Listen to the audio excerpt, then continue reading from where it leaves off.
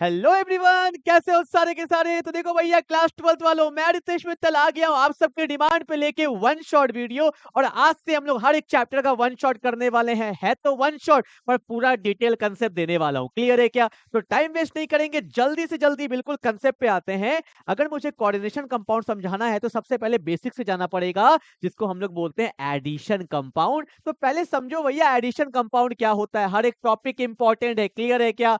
तो चलो भैया, स्टार्ट करने जा रहे हैं एडिशन कंपाउंड। समझो, एडिशन का मतलब क्या होता है यार? जोड़ना। क्या? जब दो या दो से ज्यादा लोग आपस में जुड़ जाते हैं तो उसको बोला जाता है एडिशन कंपाउंड। क्लियर है क्या? पर यहाँ पे जो हम बात करने वाले हैं वो बात करने वाले हैं सॉल्ट के बारे में। किसके बारे में? सॉल्ट। तो देखो भैया, मैंने क्या किया यहाँ पे भैया, मैंने क्या किया, एक ले लिया भैया मैंने सिंपल सॉल्ट 1 और एक ले लिया मैंने सिंपल सॉल्ट 2। और जब दोनों को मैंने जोड़ दिया, यहाँ पे एक कंपाउंड बना जिसको हम लोग बोलते हैं एडिशन कंपाउंड।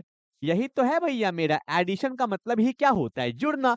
देखो भैया, जो मैं एग्जांपल लूंगा सब काम आने वाला, बहुत इंपॉर्टेंट इंपॉर्टेंट एग्जांपल है। मैंने एक सॉल्ट लिया जिसका नाम है KCl, इसको बोलते हैं पोटेशियम क्लोराइड। साथ में ले लिया मैंने मैग्नीशियम क्लोराइड, और यहाँ पे वाटर मॉलिक्यूल्स लेते हैं, कितना 6 लेते हैं। ठीक है, हर कंपाउंड का एक फिक्स वाटर मॉलिक्यूल से उसको आप चेंज नहीं कर सकते हो। और जब ये जुड़ जाता है तो यहाँ पे क्या बन जाता है? KCl dot MgCl2 dot 6H2O। तो देखो भैया, सब जुड़ के बन गया ना। और ये जो कंपाउंड बना, बहुत फेमस कंपाउंड है, इसको बोलते हैं कार्नालाइट।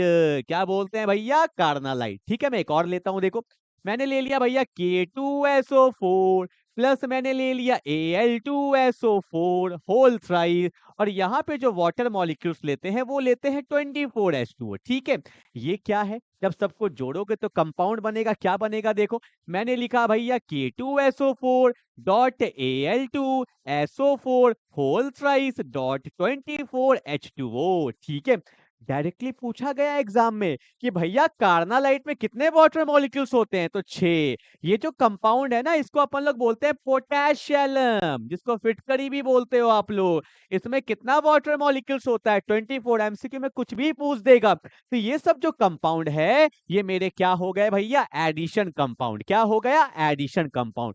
तो what is the definition of addition compound? When two or more simple salt combine together to form an addition compound. ठीक है, मैं लिखवाऊंगा, हर एक चीज लिखवाऊंगा। पहले जल्दी से इसको उतारो, टाइम कम है। जैसे जैसे लिखवा रहा हूं पूरा चैप्टर एक जगह में होगा। जल्दी उतारो। हो गया? वीडियो को पॉज करके उतार लो, नहीं तो। हो गया ना? चलो भैया आगे बढ़ते हैं। तो देखो भैया, डेफिनेशन क्या है कि when two or more than two simple salt are allowed to combine. दो हो सकता है, दो से ज्यादा हो सकता है, पर और एक बार एक फिक्स रेशियो में ऐसा होना चाहिए। ऐसा नहीं खुला मचा रहे हैं, कोई कितना भी ले लिया, फिक्स रेशियो में होगा, then addition compound is form. Clear है? जब दो या दो से ज्यादा हमारा सिंपल सॉल्ट आपस में कंबाइन करता है एक फिक्स रेशियो में, तब जाके हमें क्या मिलता है? एडिशन कंपाउंड मिलता है। जैसे मैंने एग्जांपल लिया, कार्नालाइट हो गया, पोटेशियम हो गया, मोहर सॉल्ट हो गया। अरे भैया, इसको कैसे भूल गए? मोहर सॉल्ट मैं बोल रहा हूँ एग्जाम में भैया बहुत ज्यादा इंपॉर्टेंट है, VVI। तो आप बोलोगे सर बता भी दीजिए, बता भी दूंगा, आगे बताऊंगा, ध्यान देना। ठीक है भैया, तो एडिशन कंपाउंड समझ में आ गया। अब देखो, एडिशन कंपाउंड को दो पार्ट में क्लासिफाई किया गया है। एक को बोलते हैं डबल सॉल्ट और एक को बोलते हैं complex salt. VVI question for the board exam कि write the difference between double salt and complex salt. करवाऊंगा, पहले कंसेप्ट तो बता दूं कि भैया डबल सॉल्ट क्या होता है, कॉम्प्लेक्स सॉल्ट क्या होता है। तो आओ समझते हैं डबल सॉल्ट क्या होता है। देखो भैया, डेफिनेशन तो आपको पता है, मैं समझाता ही नहीं हूं, पहले कंसेप्ट बता देता हूं, डेफिनेशन ऑटोमेटिकली समझ में आ जाता है। देखो, मैंने क्या किया, एक जुगाड़ बनाया भैया, मैंने एक जुगाड़ बनाया। ठीक है, इसमें मैंने डाल दिया जल को। किसको डाल दिया भैया? जल को डाल दिया। ठीक है, अब मैंने इसमें एडिशन कंपाउंड को डालना स्टार्ट किया। जैसे कार्नालाइट था, पोटेशियम था, तो मैंने यहाँ पे क्या डाला? कार्नालाइट को डाला। कार्नालाइट का फॉर्मूला क्या होता है? KCl dot MgCl2 dot 6H2। सुनना ध्यान से, जैसे मैंने कार्नालाइट को पानी में डाला, मतलब एक्वस मीडियम में रखा, तो भैया यहाँ पे क्या हुआ? हर एक आयंस टूटने लग गया। देखो, जैसे मैंने कार्नालाइट को डाला तो क्या होगा? K पे प्लस आ गया, Cl पे माइनस आ गया, टूट गया। अब सिमिलरली देखो Cl पे तो -1 होता है, तो 2 है तो -2 होगा, तो यहाँ पे क्या होगा +2। मैग्नीशियम पे क्या आ गया +2।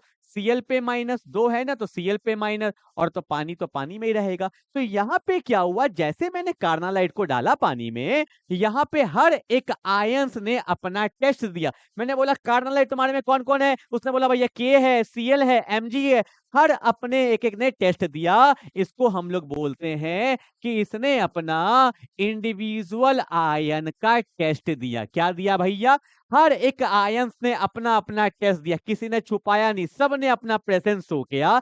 तो ऐसे को हम लोग बोलते हैं डबल सॉल्ट। क्या बोलते हैं, मतलब ऐसा एडिशन कंपाउंड जो पानी में जाने के बाद अपना हर एक आयंस का टेस्ट देता है, ऐसे को हम लोग क्या बोलते हैं, डबल सॉल्ट। फिर से बोलूं क्या, ऐसा एडिशन कंपाउंड। कुछ एडिशन कंपाउंड ऐसे भी है जो पानी में जाने के बाद अपना टेस्ट नहीं देंगे, अभी लूंगा एग्जांपल। पर जो एडिशन कंपाउंड पानी में जाने के बाद अपना इंडिविजुअल आयन का टेस्ट देते हैं, वैसे को हम लोग डबल सॉल्ट बोलते हैं। देखो वही लिखा हुआ है, double salt are the addition compound. बताना पड़ेगा ना, डबल सॉल्ट किसका पार्ट है, एडिशन कंपाउंड का। Double salt are the addition compound which is in aqueous medium, which is in aqueous medium give the individual ion test. इसको हम लोग क्या बोलते हैं, डबल सॉल्ट। और मैं एग्जांपल लिख देता हूं डबल सॉल्ट का। कार्नालाइट मेरा डबल सॉल्ट है, जो वहां पे मैंने क्या लिया था, पोटैश एलम। पोटैश एलम भी मेरा डबल सॉल्ट है। फिर मैं लेता हूं मोहर सॉल्ट। मोहर सॉल्ट भी मेरा डबल सॉल्ट है। ठीक है, तो ये सब हर एक आयंस का अपना टेस्ट देता है। ठीक है ना, जल्दी से उतार लेंगे भैया। डबल सॉल्ट क्या होता है समझ में आ गया होगा, जल्दी उतारो। चलो भैया, अभी इसका तो आपको फॉर्मूला पता ही है। मोहर सॉल्ट के बारे में बता देता हूँ, मैंने क्वेश्चन के रूप में लिया क्योंकि एग्जाम में आया है। तो जो जो एग्जाम में आया है वो सब क्वेश्चन के फॉर्म में मैंने डाल दिया है। ठीक है, चलो भैया आगे बढ़े। तो डबल सॉल्ट आपने देख लिया, और एक बात आपको यही बता दूं क्योंकि डिफरेंस हमें देखना है ना। देखो, जब ये टूटा तो आपको पता है प्लस है तो क्या होगा, कैटायन, और माइनस है तो क्या होगा, एनायन। फिर प्लस है तो क्या होगा, कैटायन, और माइनस है तो क्या होगा, एनायन। आपको पता है कैटायन और एनायन के बीच में जो बॉन्ड बनता है वो कौन सा बॉन्ड बनता है, आयोनिक बॉन्ड। कौन सा बॉन्ड, आयोनिक बॉन्ड। तो डबल सॉल्ट के अंदर कौन सा बॉन्ड होता है, तो डबल सॉल्ट के अंदर आयोनिक बॉन्ड होता है। ठीक है, तो 3 पॉइंट हो गया। कैसे, एक तो मेरा डेफिनेशन हो गया, एक मेरा हो गया कि यहाँ पे कौन सा बॉन्ड होता है, और तीसरा मेरा क्या हो गया, एग्जाम्पल हो गया। तो एग्जाम में 2 मार्क्स का आता है, तो तीनों पॉइंट आप अच्छे से दिखा सकते हो। 2 पॉइंट हो गया और एक मेरा एग्जाम्पल हो गया। ठीक है ना, चलो भैया एक और बता दूं क्या, बता दूं क्या, देखो ना, बस पता होगा तो भाई एग्जाम में लिख सकते हो ना। देखो भैया, डबल सॉल्ट जो है ना, डबल सॉल्ट जो है वो एग्जिस्ट करता है सॉलिड स्टेट में। किसमें, सॉलिड स्टेट बोल देते हैं, या फिर आप बोलना चाहो तो बोल सकते हो क्रिस्टलाइन स्टेट में एग्जिस्ट करता है। किस स्टेट में, सॉलिड स्टेट या क्रिस्टलाइन स्टेट में। ठीक है, कभी कोई पॉइंट भूल गए तो पता होता है ना। ठीक है, चलो भैया डबल सॉल्ट हो गया, समझ में आ गया। पानी में जाने के बाद इंडिविजुअल आयन का टेस्ट देगा, उसको क्या बोलते हैं, डबल सॉल्ट। अब आते हैं भैया कॉम्प्लेक्स सॉल्ट। देखो, अच्छा क्वेश्चन दे दिया मैंने यहाँ पे। अच्छा देखो आ गया ना मोहर सॉल्ट।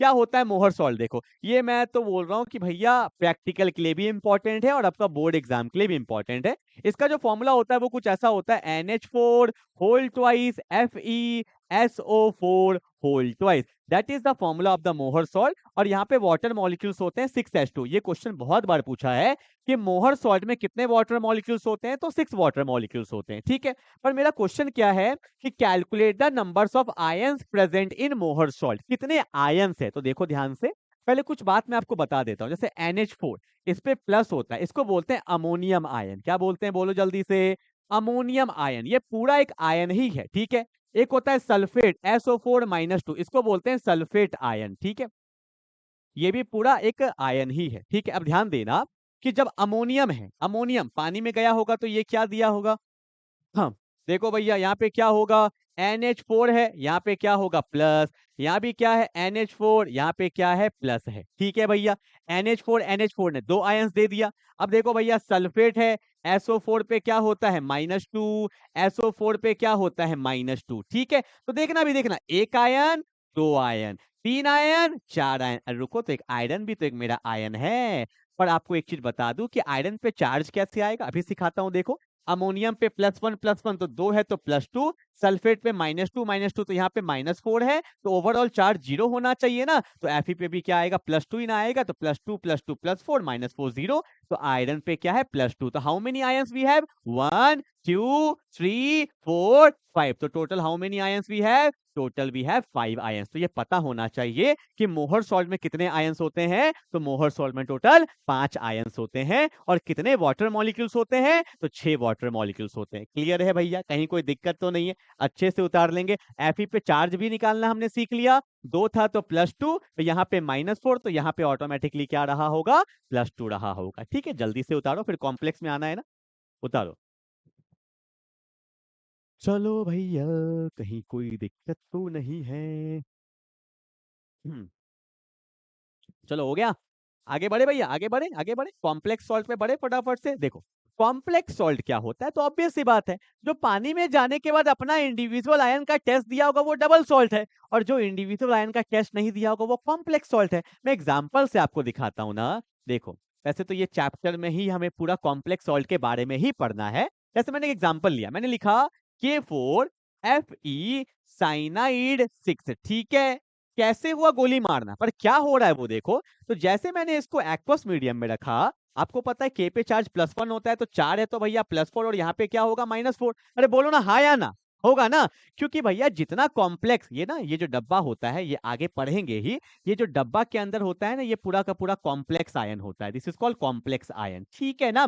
तो डब्बा के बाहर जितना चार्ज होगा उतना ही डब्बा के ऊपर चार्ज होगा, ठीक है। तो जैसे मैंने इसको पानी में डाला, तो के ने तो अपना आयंस का टेस्ट दिया, के ने बोला हाँ मैं 4 के हूं, के प्लस के प्लस के प्लस 4 के है। पर ये जो डब्बा के अंदर है ना, जो चार दीवारी के अंदर है, उसने नहीं बताया कि मेरे अंदर कौन कौन है। तो देखो ना, तो यहाँ पे क्या हो गया, Fe साइनाइड 6, यहाँ पे +4 है तो यहाँ पे क्या है, -4। इसने डब्बा के अंदर कोई बताया, मुझे तो दिख ही नहीं रहा है इसमें कौन है, आयरन है, 6 साइनाइड है, मुझे पता नहीं चल रहा, क्योंकि इसने अपना इंडिविजुअल आयन का टेस्ट इंडिविजुअल आयन का टेस्ट नहीं दिया। और जो इंडिविजुअल आयन का टेस्ट नहीं देता है, उसी को हम लोग बोलते हैं कॉम्प्लेक्स सॉल्ट। क्या बोलते हैं, कॉम्प्लेक्स सॉल्ट। समझ में आया क्या। तो जो टेस्ट देगा वो मेरा क्या है, डबल सॉल्ट। जो टेस्ट नहीं देगा वो क्या है, कॉम्प्लेक्स सॉल्ट। तो वही लिखा है देखो कि complex salt are the addition compound, complex salt are the addition compound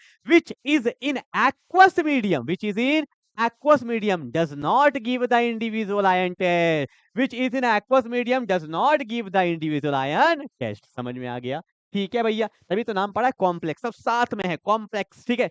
चलो भैया, एग्जांपल भी मैंने दिखा दिया। और एक बात, जैसे वहां पे आयोनिक बॉन्ड था, यहाँ पे ना कोऑर्डिनेट बॉन्ड होता है। जैसे ये डब्बा के अंदर सब एक दूसरे से कोऑर्डिनेट करके चल रहे हैं, तभी तो नहीं टूटे, इससे साथ रहा करो। तो यहाँ पे मैं बोल सकता हूं कि it contains coordinate bond, it contains coordinate bond और may contain ionic bond। Ionic हो भी सकता है, नहीं भी हो सकता है, और may contain ionic bond, ठीक है। ये बात पता होना चाहिए, उसमें तो आयोनिक होगा ही होगा, इसमें कोऑर्डिनेट होता है, पर हाँ, और may contain ionic bond, ठीक है। तो वहां पे भी आप दिखा सकते हो एक example, carnallite, Mohr salt, potash अलम, यहाँ पे आप कोई भी कॉम्प्लेक्स आप दिखा सकते हो, ठीक है। जैसे वो एग्जिस्ट करता था सॉलिड स्टेट में, ठीक है, तो यहाँ लिख सकते हो complex salt exist in solid. ये सॉलिड में भी एग्जिस्ट कर सकता है, एक्वा सॉल्यूशन में भी एग्जिस्ट कर सकता है, और नॉन एक्वा सॉल्यूशन में भी एग्जिस्ट कर सकता है। तो एक पॉइंट चाहो तो लिख सकते हो कि complex salt exist in solid state, complex salt exist in solid state as well as in aqueous or non-aqueous solution uh, as well as in aqueous और नॉन aqueous सॉल्यूशन, ठीक है। तो चार चार पॉइंट आपको समझ में आ गया होगा, कंसेप्ट में क्लियरिटी आ गया होगा। डबल सॉल्ट क्या होता है, कॉम्प्लेक्स सॉल्ट क्या होता है, मोहर सॉल्ट में कितने आयंस होते हैं, 5 आयंस होते हैं, ठीक है भैया। तो चलो, हमने अपना एक टॉपिक अच्छे से कंप्लीट कर लिया, double salt and complex salt. Exam में आएगा तो अच्छे से लिख लोगे ना, पक्का ना, अरे बोलो ना पक्का ना। चलो भैया आगे बढ़ते हैं, अब हम लोग मूव करते हैं अगले। Right the difference between double salt and complex salt. क्या ये मुझे बताना पड़ेगा क्या, अब थोड़ी बताऊंगा यार। अरे एक ही चीज को बार बार करके टाइम वेस्ट थोड़ी करना है। किसका, मेरा या तुम्हारा, मेरा मेरा। आप कॉपी में करोगे अच्छे से भैया, नोट्स कॉपी बना रहे हो ना, तो डबल शॉर्ट का पहला point definition it contains ionic bond, it contains coordinate bond or may contain ionic bond, it exist in solid state or crystalline state, it exist in solid as well as in aqueous or non aqueous solution, carnallite, Mohr salt, potash alum और यहाँ पे कोई भी complex. ठीक है भैया, हो गया ना, सब लिखवा दिया। चलो आगे बढ़ते हैं। अब हम लोग स्टार्ट करेंगे कोऑर्डिनेशन कंपाउंड स्टार्ट करेंगे, पर तुम बुक खोलोगे, बुक के सीक्वेंस से ही जा रहे हैं, पर बुक में आएगा वार्नर थ्योरी। अरे भैया वार्नर थ्योरी कैसे पढ़ा दूं? पहले ये कंसेप्ट जानोगे तभी तो सीखोगे वार्नर थ्योरी। ठीक है, तो हर चीज का तरीका होता है, रटने से खाली नहीं होगा। ठीक है, जैसे पढ़ा रहा हूं चलते चल जाना, सब टॉपिक होगा, सब होगा, एक एक चीज करके सब होगा और डिटेल में ही बताऊंगा। आओ देखो क्या है भैया, रिप्रेजेंटेशन ऑफ कोऑर्डिनेशन कंपाउंड। क्या है कोऑर्डिनेशन कंपाउंड, कैसा दिखता है, कौन कौन है उसके अंदर, कैसा बॉन्डिंग हो रहा है, आओ सब बताता हूं। देखो कोई भी कोऑर्डिनेशन कंपाउंड को हम लोग जनरली इस फॉर्म से दिखाते हैं। किस फॉर्म से दिखाते हैं? इस फॉर्म से। इस ये ए है, यहाँ पे लिख देते हैं एम, यहाँ पे एल, यहाँ पे क्या हो रहा है एक्स और यहाँ पे क्या होगा प्लस माइनस एन। ठीक है, तो जनरली कोई भी कोऑर्डिनेशन कंपाउंड होता है तो इस फॉर्म में लिखते हैं A M L X plus minus N. पर ये ए क्या है, एम क्या है, एल क्या है, एक्स क्या है, सब बताता हूँ। देखो मैंने साथ साथ एक कंपाउंड भी ले लिया आपको समझाने के लिए। मैंने लिखा K4, यहाँ लिखा Fe, यहाँ लिखा साइनाइड 6। तो ये मैंने साथ साथ ले लिया कि आपको रिलेट करा सकूं। आपसे को सुनना ध्यान से, जो ये डब्बा जो होता है ना, ये जो डब्बा देख रहे हो ना, ये जो डब्बा है इसको हम लोग बोलते हैं कोऑर्डिनेशन स्फीयर। क्या बोलते हैं बोलो भैया? इसको बोलते हैं कोऑर्डिनेशन स्फीयर, जो नहीं टूटता है, जो साथ रहता है। तभी तो भैया क्या बन गया, वो कॉम्प्लेक्स स्पीसी बन गया। ठीक है, और जो डब्बा के बाहर होता है वो टूट जाता है, इसको हम लोग क्या बोलते हैं, आयोनाइजेशन स्फीयर बोलते हैं। क्या बोलते हैं? जो आयोनाइज हो सकता है, जो टूट सकता है। सिमिलरली देखो ए मेरा क्या है, आयोनाइजेशन स्फीयर, और जो डब्बा के अंदर होता है उसको बोलते हैं कोऑर्डिनेशन स्फीयर। क्लियर है? अब सुन, हमें फोकस किस पे करना है, कोऑर्डिनेशन पे फोकस करना है, क्योंकि हमें पढ़ना ही कोऑर्डिनेशन कंपाउंड है। इसके अंदर क्या क्या चीज होता है, देखो ये आयरन है ना, जो डब्बा के सबसे आगे होता है, इसको हम लोग बोलते हैं सेंट्रल मेटल। क्या बोलते हैं भैया? इसको बोलते हैं सेंट्रल मेटल। देखो जनरली मैंने इसको एम से दिखाया है। ठीक है, अब ये एल क्या है, एल होता है लिगेंड। क्या होता है? अभी सब बताऊंगा, बस नाम बता रहा हूं। जैसे यहाँ पे साइनाइड, मेटल के जस्ट बगल वाला जो होता है, इसको हम लोग बोलते हैं लिगेंड। ठीक है भैया, और एक्स यहाँ पे क्या है, मतलब कितने लिगेंड है। ठीक है, आगे जाके मैं बताऊंगा, इसको आप कोऑर्डिनेशन नंबर भी बोल सकते हो। क्या बोल सकते हो भैया? कोऑर्डिनेशन नंबर भी बोल सकते हैं इसको, या नंबर ऑफ लिगेंड भी बोल सकते हैं। और यहाँ पे जो ये प्लस माइनस एन है, ये क्या होता है, चार्ज होता है। क्या होता है? चार्ज। देखो जैसे यहाँ पे +4 आएगा ना, 4 है तो +4 है, तो यहाँ पे ऑटोमेटिकली क्या आ जाएगा, -4 आ जाएगा। तो एक कोऑर्डिनेशन स्फीयर के अंदर क्या क्या चीज होता है, एक तो होता है मेरा मेटल, एक होता है लिगेंड, एक होता है चार्ज, और एक मेरा क्या होता है, कोऑर्डिनेशन नंबर होता है। ठीक है, और डब्बा के बाहर वाले को बोलते हैं आयोनाइजेशन स्फीयर, और जो डब्बा में होता है उसको बोलते हैं कोऑर्डिनेशन स्फीयर। ठीक है, अब दो बात मुझे आपको बताना है। क्या? एक तो मेटल के बारे में। देखो भैया ये जो मेटल है ना, ये गरीब होता है। गरीब का मतलब ये मेरा होता है लुईस एसिड। लुईस एसिड का मतलब ये मेरा होता है इलेक्ट्रॉन एक्सेप्टर। ये भैया इलेक्ट्रॉन एक्सेप्ट करेगा। देखो ना मेटल के आसपास कौन है, लिगेंड है। कितना लिगेंड है? 6। तो लिगेंड क्या होता है, अगर मैं बोलूं लिगेंड क्या होता है, तो लिगेंड मेरा होता है अमीर। अमीर का मतलब हो गया भैया मेरा लुईस बेस। लुईस बेस का मतलब हो गया इलेक्ट्रॉन डोनर स्पीसी। तो मेटल के हमेशा आसपास जो होता है वो हमेशा कौन होता है, लिगेंड होता है, जो अपना इलेक्ट्रॉन किसको डोनेट करता है, मेटल को। दैट इज अ सिंपली मैंने एक रिप्रेजेंटेशन दिखाया है कोऑर्डिनेशन स्फीयर का, कि बीच में होता है मेटल और उसके आसपास कौन लगे होते हैं, लिगेंड लगे होते हैं, जो अपना इलेक्ट्रॉन किसको डोनेट करता है, मेटल को। क्लियर है? तो पूरा चैप्टर में जो काम आने वाला है वो लिगेंड। अगर तुम लिगेंड समझ गए ना, तो समझ लो भैया चैप्टर का 30 से 40% काम हमारा क्या हो गया, कंप्लीट हो गया। जल्दी से पहले इतना उतारो, फटाफट से उतारो एकदम, रुकना मना है। ठीक है, एक एक चीज समझते हुए आगे बढ़ते चले जाना है भैया। ठीक है, कॉपी पेन निकाल निकाल के चलो भैया आगे बढ़े फटाफट से। अब देखो मुझे लिगेंड के बारे में पढ़ाने दो, पूरा पूरा लिगेंड, मतलब समझ लो भैया लिगेंड ही सब कुछ है। तो क्लासिफिकेशन ऑफ लिगेंड, मैंने ना लिगेंड को दो टाइप से क्लासिफाई कर दिया है। पहला तो भैया on the basis of charge, और आप भी लिखते चलो। देखो मेरा ना वो नहीं है कि पीपीटी बना के सारा रख दिया है ना, जब तक खुद से पेन नहीं चलाओ ना भाई तो मजा नहीं आता है, ठीक है। हाँ हेडिंग डाल दिया, थोड़ा टाइम बचता है, मेरा मन तो ये भी नहीं करता है डालने का, मतलब लगना चाहिए कि लाइव क्लास हो रहा है, जैसे पढ़ते हैं ना व्हाइट बोर्ड में, वैसा मजा आना चाहिए। तो आप भी लिखा करो, ठीक है। ठीक है, तो क्लासिफिकेशन ऑफ लिगेंड में क्या, on the basis of charge, और दूसरा क्या है भैया, on the basis of denticity. अब बोलोगे सर ये डेंटिसिटी क्या है, मुझे पता है तुम्हें डाउट आता है, रुकोगे तभी तो बताऊंगा।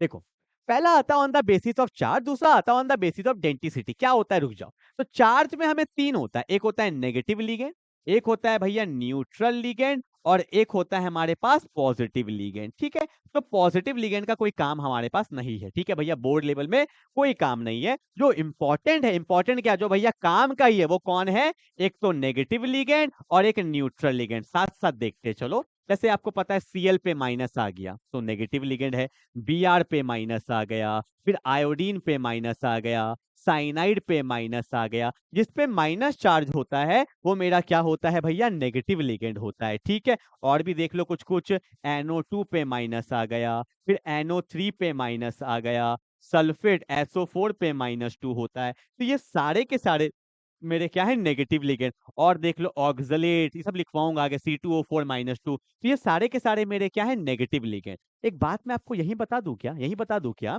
एक्चुअल में क्या होता है जब हम लोग लिगेंड पढ़ेंगे ना, जैसे कि Cl का नाम होता है क्लोराइड, Br का नाम क्या होता है, ब्रोमाइड, पर इन द कोऑर्डिनेशन कंपाउंड एकदम साइड में लिखना, जिसके नाम के आगे आइड होता है ना, वो ईडो में चेंज हो जाएगा, जिसका आइट है वो ईटो में चेंज हो जाएगा, और जिसका एट है वो एटो में चेंज हो जाएगा। जैसे सुनना, ये सब सुनो ध्यान से। क्लोराइड है पर यहाँ पे बोलेंगे क्लोरीडो, आइड का ईडो, ब्रोमाइड का ब्रोमीडो, आयोडाइड का आइडो, ये है ना साइनाइड, इसको बोलेंगे साइनाइडो। जैसे जैसे यूज आएगा मैं सब लिखवा दूंगा, ठीक है। NO2 ये नाइट्राइट होता है तो इसको बोलते हैं नाइट्रीटो, ठीक है। तो ये सब पता होना चाहिए, से इंपॉर्टेंट है। साइनाइड का क्या होगा, साइनाइडो, पर कोई कोई बुक में साइनो भी लिख देता है, तो भैया दोनों सही है, साइनो बोल लो या साइनाइडो बोल लो, ठीक है। एक लिख देता हूं, जैसे क्लोराइड हो गया तो आइड का ईडो हो जाएगा, क्लोरीडो हो जाएगा, ठीक है। कुछ कुछ इंपॉर्टेंट था तो मैंने लिख दिया, ये बहुत काम आएगा भी। ये इसको ऑक्सलेट बोलते हैं, इसका नाम हो जाता है ऑक्सलेटो, एट का एटो हो जाएगा। तो जो जो इंपॉर्टेंट था ये सारे क्या है, नेगेटिव लिगेंड है, ठीक है। ओके, ऑब्वियस सी बात है, लिगेंड है तो डोनेट तो कर ही सकता है। अगला आता है न्यूट्रल लिगेंड। इसमें देखो भैया कौन कौन काम का, एक तो वाटर है, पर यहाँ पे इसको वाटर नहीं बोलते हैं, इसको एक्वा बोलते हैं। जो जो चीज बोल रहा हूँ लिखते चलना। जैसे NH3 कोई चार्ज नहीं है, लोन पेयर है, डोनेट कर सकता है, इसको अमाइन बोलते हैं, ठीक है। जनरली दो ही काम आता है, पर एक और है EN बोलते हैं, ये आगे पढ़ेंगे। इसको बोलते हैं इथेन 1,2 डाइअमाइन। क्या बोलते हैं, इथेन 1,2 डाइअमाइन। तो ये तीन हमें पढ़ना होता है किसमें, न्यूट्रल लिगेंड में, ठीक है भैया। नेगेटिव बता दिया, न्यूट्रल बता दिया, जल्दी से पहले इसको उतारो। अब आएंगे किसमें, on the basis of denticity में। सही चल रहा बिल्कुल माहौल, समझ में आ रहा सब कुछ वन शॉट में, ठीक है। तुम भी ना सही हो भाई, तुम्हें ना सब कुछ एक जगह पे चाहिए, वन शॉट करा दीजिए सर, ठीक है। बहुत तमीज से करवा रहा हूँ, बहुत तरीके से करवा रहा हूँ, वन शॉट जैसा करवा नहीं रहा हूँ, हर एक चीज बता रहा हूँ, ठीक है। ऐसे हर चैप्टर के लिए कर लेना, हर चैप्टर के लिए। और इसका PDF कहाँ आएगा ये बताओ, PDF कैसे करोगे भैया। तो इंस्टाग्राम पे चले जाओ, ठीक है। मैंने ना एक टेलीग्राम का वो QR कोड लगा के रखा है, तुम्हें ज्वाइन तो करना नहीं है, ठीक है। तो QR कोड लगा, इसको ज्वाइन कर लीजिएगा, सारे वीडियोस PDF नोट सारे मेरे टेलीग्राम चैनल पे आएंगे, उसको ज्वाइन कर लीजिएगा। आज फिर लगा दूंगा स्टोरी में, तो आज देखोगे तो आज ही चले जाना, ठीक है। चलो अब आते हैं on the basis of denticity. On the basis of denticity में आ जाए फटाफट से। डेंटिसिटी में देखो, अगर डेंटिसिटी में हमें पढ़ना है तो पता है क्या क्या पढ़ना है। पहला होता है मोनोडेंटेड। डेंटेड वर्ड का मतलब होता है डोनेट करना, जो एक जगह से डोनेट करेगा वो होता है मोनोडेंटेड। जो दो जगह से डोनेट करेगा उसको बोलते हैं बाईडेंटेड। जो दो से ज्यादा जगह से डोनेट करेगा उसको बोलेंगे पॉलीडेंटेड, ठीक है भैया। उसके बाद एक हमें पढ़ना होता है एम्बीडेंटेड, एम्बीडेंटेड, ठीक है भैया। और एक हमें पढ़ना होता है चीलेटिंग लीगेंड, चीलेटिंग लीगेंड, ठीक है। तो ये पढ़ना होता है, फटाफट से देखते हैं। नेगेटिव मैंने बता ही दिया, न्यूट्रल बता ही दिया, आओ एक एक करके फटाफट से देखते हैं। On the basis of charge हो गया, on the basis of denticity बताई दिया, मोनोडेंटेड, बाईडेंटेड, पॉलीडेंटेड, एम्बीडेंटेड, ठीक है। इसमें देखो भैया सबसे पहले देखेंगे मोनोडेंटेड। मोनो वर्ड का मतलब क्या होता है भैया, मोनो का मतलब होता है एक, जिसमें एक डोनर साइट होते हैं। Ligand, ligand having one donor side, ligand having one donor side, जिसके पास एक डोनर साइड होता है ना, उसको हम लोग क्या बोलते हैं, मोनोडेंटेड बोलते हैं। जैसे कि देखो मैंने लिखा Cl माइनस हो गया, फिर Br माइनस हो गया, फिर मैंने लिखा NH3 हो गया, वाटर हो गया, I माइनस हो गया। ये सारे मेरे क्या है, मोनोडेंटेड, जिसमें ना वन डोनर साइट होता है, उसको हम लोग बोलते हैं monodentate. That's called monodentate. Clear है ना? जल्दी उतारो, जो इंपॉर्टेंट है वो है बाइडेंटेड और पॉलीडेंटेड। ठीक है, जल्दी उतारो।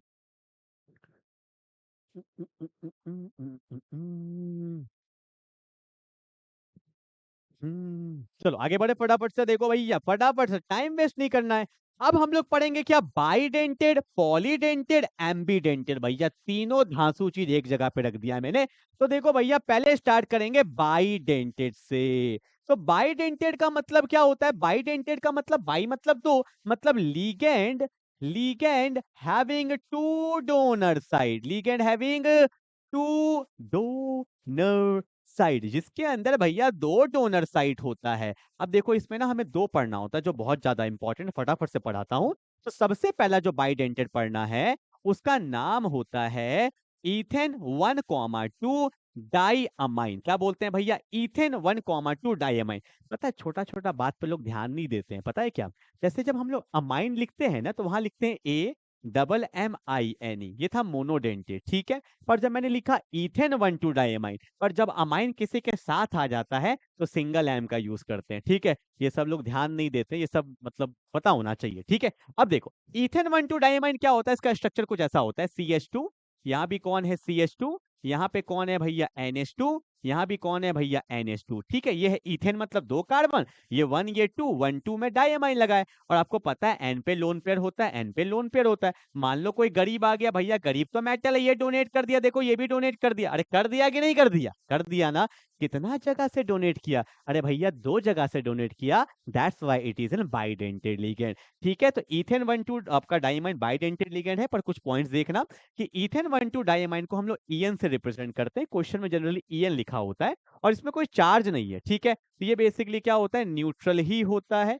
इसका ऑक्सीडेशन स्टेट, या मैं बोलूंगा इसका चार्ज क्या है, तो वो क्या है, मेरा 0 है, ठीक है। अब सुनो काम का बात, क्या कि जब ये डोनेट करता है तो रिंग बन रहा है, देखो 1 2 3 4 एंड 5, कितना मेंबर रिंग बन गया भैया यहाँ पे, तो यहाँ पे मेरे पास बन गया है 5 मेंबर रिंग। और ये जो 5 मेंबर रिंग होता है ना, इसी को हम लोग बोलते हैं चीलेट रिंग। और जब कॉम्प्लेक्स में रिंग बनता है, तब तब कंपाउंड में क्या आ जाता है, स्टेबिलिटी आ जाता है। क्या आ जाता है, स्टेबिलिटी। तो याद रखिएगा, जिसमें जिसमें बाइडेंटेड लिगेंड होता है ना, वो कॉम्प्लेक्स मेरा स्टेबल हो जाता है बिकॉज ऑफ द चीलेट रिंग। और जो ये चीलेट रिंग बना सकता है, तो उस लिगेंड को हम लोग चीलेट लिगेंड भी बोल देते हैं। क्या बोल देते हैं, चीलेट लिगेंड भी बोल देते हैं, ठीक है भैया। और एक बात, अगर मैं इसको बीचों बीच काट दूं तो देखो बिल्कुल सिमेट्रिकल है। तो इथेन बाइडेंट आपका जो इथेन 1,2 डाइअमाइन है, ये कैसा होता है, सिमेट्रिकल बाइडेंटेड लिगेंड। देख रहे हो,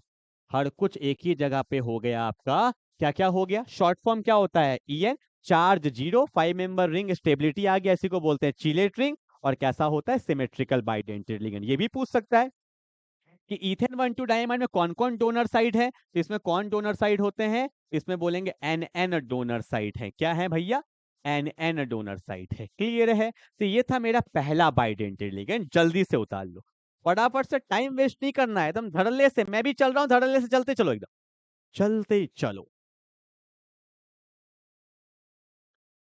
डिंग डिंग डिंग डिंग डिंग डिंग। थक गए क्या? अभी तो स्टार्ट ही हुआ, अभी तुम थक गए। हाँ फिर तुम्हें वन शॉट करना होता है। चलो आगे बढ़े, आगे बढ़े। चलो भैया अगला, अगला जो है मेरा, अगला बाइडेंटेड जो हमें पढ़ना होता है, उसका नाम होता है ऑक्सलेट। और आपको पता है ऑक्सलेट जो है वो किस में चेंज हो जाएगा, ऑक्सलेटो में चेंज हो जाएगा। और इसका फॉर्मूला होता है C2O4, और इस पे चार्ज होता है -2। मैं दिखाता हूँ, देखो इसमें how many carbon 2, how many oxygen 1 2 3 4, ठीक है भैया। तो यहाँ पे डबल बॉन्ड होता है, यहाँ पे डबल बॉन्ड होता है, यहाँ पे सिंगल बॉन्ड, कार्बन 4 ही बॉन्ड बनाएगा। तो जब जब ऑक्सीजन पे आता है मेरा माइनस चार्ज, तब तक वो बनाता है सिंगल बॉन्ड। तो ये स्ट्रक्चर होता है C2O4 का। मान लो भैया कोई एक मेटल आया तो ये यहाँ से भी डोनेट कर सकता है और ये यहाँ से भी डोनेट कर सकता है, तो दो जगह से डोनेट किया तो ऑब्वियस सी बात है बाइडेंटेड लिगेंड ही होगा ना। अब सारे पॉइंट्स वही सब लिखना है जो हमें लिखना है। इसका शॉर्ट फॉर्म होता है ऑक्स, ठीक है भैया, क्वेश्चन में ऑक्स लिखा होगा। दूसरी बात, इसमें कौन से आपका डोनर साइट है, तो बोलेंगे ओ डोनर साइट है। कौन है भैया, ओ डोनर साइड है। उसके बाद देखो यहाँ पे भी रिंग बन रहा है, 1 2 3 4 5 है। एक क्वेश्चन देखना है एनसीईआरटी में, मैं बता देता हूँ, एक्सरसाइज का लास्ट क्वेश्चन है। एक्सरसाइज का पूछा है which of the following complex is stable, कौन स्टेबल है, तो जिसमें बाइडेंटेड लिगेंड होता है वो स्टेबल होता है, तो शायद वही था, C2O4 ही था, याद रखिएगा। क्यों होता है स्टेबल, क्योंकि 5 मेंबर रिंग बनता है ना। यहाँ पे बन रहा है भैया 5 मेंबर रिंग, और इसी रिंग को बोलते हैं चिलेट रिंग, और इसी लिगेंड को बोल देंगे चिलेट लिगेंड। और रिंग से कंपाउंड में क्या आ जाता है, स्टेबिलिटी आ जाता है। क्या आ जाता है, स्टेबिलिटी। ठीक है, अब देखो बीचों बीच काट दे, काट दो, बिल्कुल कट जाएगा, तो क्या बोलेंगे, it is also a symmetrical bidentate, symmetrical bidentate ligand होता है। कैसा लिगेंड होता है, सिमेट्रिकल बाइडेंटेड लिगेंड होता है। ठीक है, और कुछ बच गया, शॉर्ट फॉर्म लिख ही दिया, ओ डोनर साइड है, 5 मेंबर रिंग है, सिमेट्रिकल बाइडेंटेड है, और हाँ इसका जो चार्ज होगा, चार्ज बोल लो या ऑक्सीडेशन स्टेट बोल लो, वो क्या होगा, -2 होगा। क्या होगा, -2 होगा। क्लियर है ना। तो ये था मेरा ऑक्सलेट, जिसको हम लोग ऑक्सलेटो बोलते हैं। क्यों, 8 का क्या हो जाता है, एटो। तो ये दो मेरा बाइडेंटेड लिगेंड बहुत इंपॉर्टेंट है, इसी का यूज जनरली आता है, उतार लेंगे। ठीक है, चलो भैया, हो गया, हो गया, बाइडेंटेड हो गया। अब आगे बढ़ते हैं फटाफट से पॉलीडेंटेड में। पॉलीडेंटेड, ओ पॉलीडेंटेड, पॉलीडेंटेड देखो, फटाफट से हेडिंग डालो, पॉलीडेंटेड लिगेंड। पॉली का मतलब क्या होता है, दो से ज्यादा, ठीक है, जिसमें भैया बतेरो बतेरो डोनर साइड है। और ये बहुत फेमस क्वेश्चन है बोर्ड का, इसमें हमें एक देखना होता है जिसका नाम है EDTA, और इस पे चार्ज होता है -4। इसका फुल फॉर्म बता दूं, इसका फुल फॉर्म होता है E for ethylene, ethylene, D for diamine, T for tetra, और A फॉर एसीटेट। तो इसका नाम हो जाता है ethylene diamine tetra acetate. Acetate word पता है कहां से आया, एसिटिक एसिड से। जब एसिटिक एसिड से एक H हटा देते हैं तो वो एसीटेट बन जाता है। ठीक है, स्ट्रक्चर देखो, यहाँ पे मैंने लिखा CH2, यहाँ भी लिखा CH2, इथाइलिन मतलब 2 कार्बन, डाइअमाइन देखो ये भैया डाइअमाइन है, और इसका मैंने H हटा दिया, क्यों, क्योंकि मुझे 4 जगह खाली चाहिए था। और एसीटेट क्या होता है, CH2 C double bond O minus. यहाँ भी क्या है भैया, CH2 C double bond O minus. यहाँ भी क्या है भैया, CH2 C double bond O minus. और यहाँ भी क्या है भैया, CH2 C double bond O पे माइनस। तो ये स्ट्रक्चर है इथाइलिन डाइअमाइन टेट्रा एसीटेट का। ठीक है, अब ध्यान तो मैं आपको कुछ बताता हूँ। यहाँ पे मान लो एक मेटल आया, तो कौन कौन डोनेट कर सकता है, एन पे लोन पेयर है, एन पे लोन पेयर है। देखो भैया ये डोनेट कर सकता है, ये भी कर सकता है, ओ पे माइनस कर सकता है, ये भी कर सकता है, ये भी कर सकता है, ये भी कर सकता है। तो इसमें 6 डोनर साइट होते हैं, और ये पूछा गया है कि ईडीटीए में कौन कौन डोनर साइट होते हैं। तो दो तो होता है भैया मेरा कौन, एन डोनर साइट, दो तो होता है एन डोनर साइट, और जो मेरा 4 होता है वो होता है ऑक्सीजन डोनर साइट। ठीक है भैया, दो मेरा क्या हो गया, एन नहीं बोलेंगे क्योंकि दो लिख दिया है ना, तो दो मेरा हो गया एन डोनर साइड, ठीक है, और 4 मेरा क्या हो गया, ऑक्सीजन डोनर साइड। तो ये हेक्साडेंटेड होता है। कैसा होता है, हेक्साडेंटेड। यहाँ पे चिलेट्रिंग ये सब का बात नहीं करते, बस यहाँ पे ये बात करते हैं इसका स्ट्रक्चर और इसमें कौन कौन डोनर साइट होते हैं। तो दो होता है एन और 4 होता है ओ। ठीक है, जल्दी उतार लेंगे फटाफट से। चलो, हो गया, मोनो हो गया, बाई हो गया, पॉलीडेंटेड हो गया। ठीक है, जल्दी उतार लो। एक हमें देखना है एम्बीडेंटेड। ठीक है, जल्दी उतारो, डिंग डिंग डिंग। तो देख रहे हो, तुम्हें समय भी दे रहा हूँ मैं फटाफट से, वरना मैं आगे बढ़ सकता था वैसे। चलो आगे बढ़े, अगला आता है एम्बीडेंटेड। आपको याद है आपने हेलो अल्केन्स में पढ़ा था एम्बीडेंटेड न्यूक्लियोफाइल, एम्बीडेंटेड। पर आप बोलोगे सर हमने तो कुछ नहीं पढ़ा, बस वन शॉट के भरोसे हैं, यही बता दो सब कुछ। तो देखो यही बता रहा हूँ, एमबी मैं एग्जांपल से बताऊं अच्छे से, चलो आ जाओ एकदम एग्जांपल से बताता हूँ। मैंने यहाँ पे ना एक लिगेंड को बुलाया, इसका नाम है साइनाइड।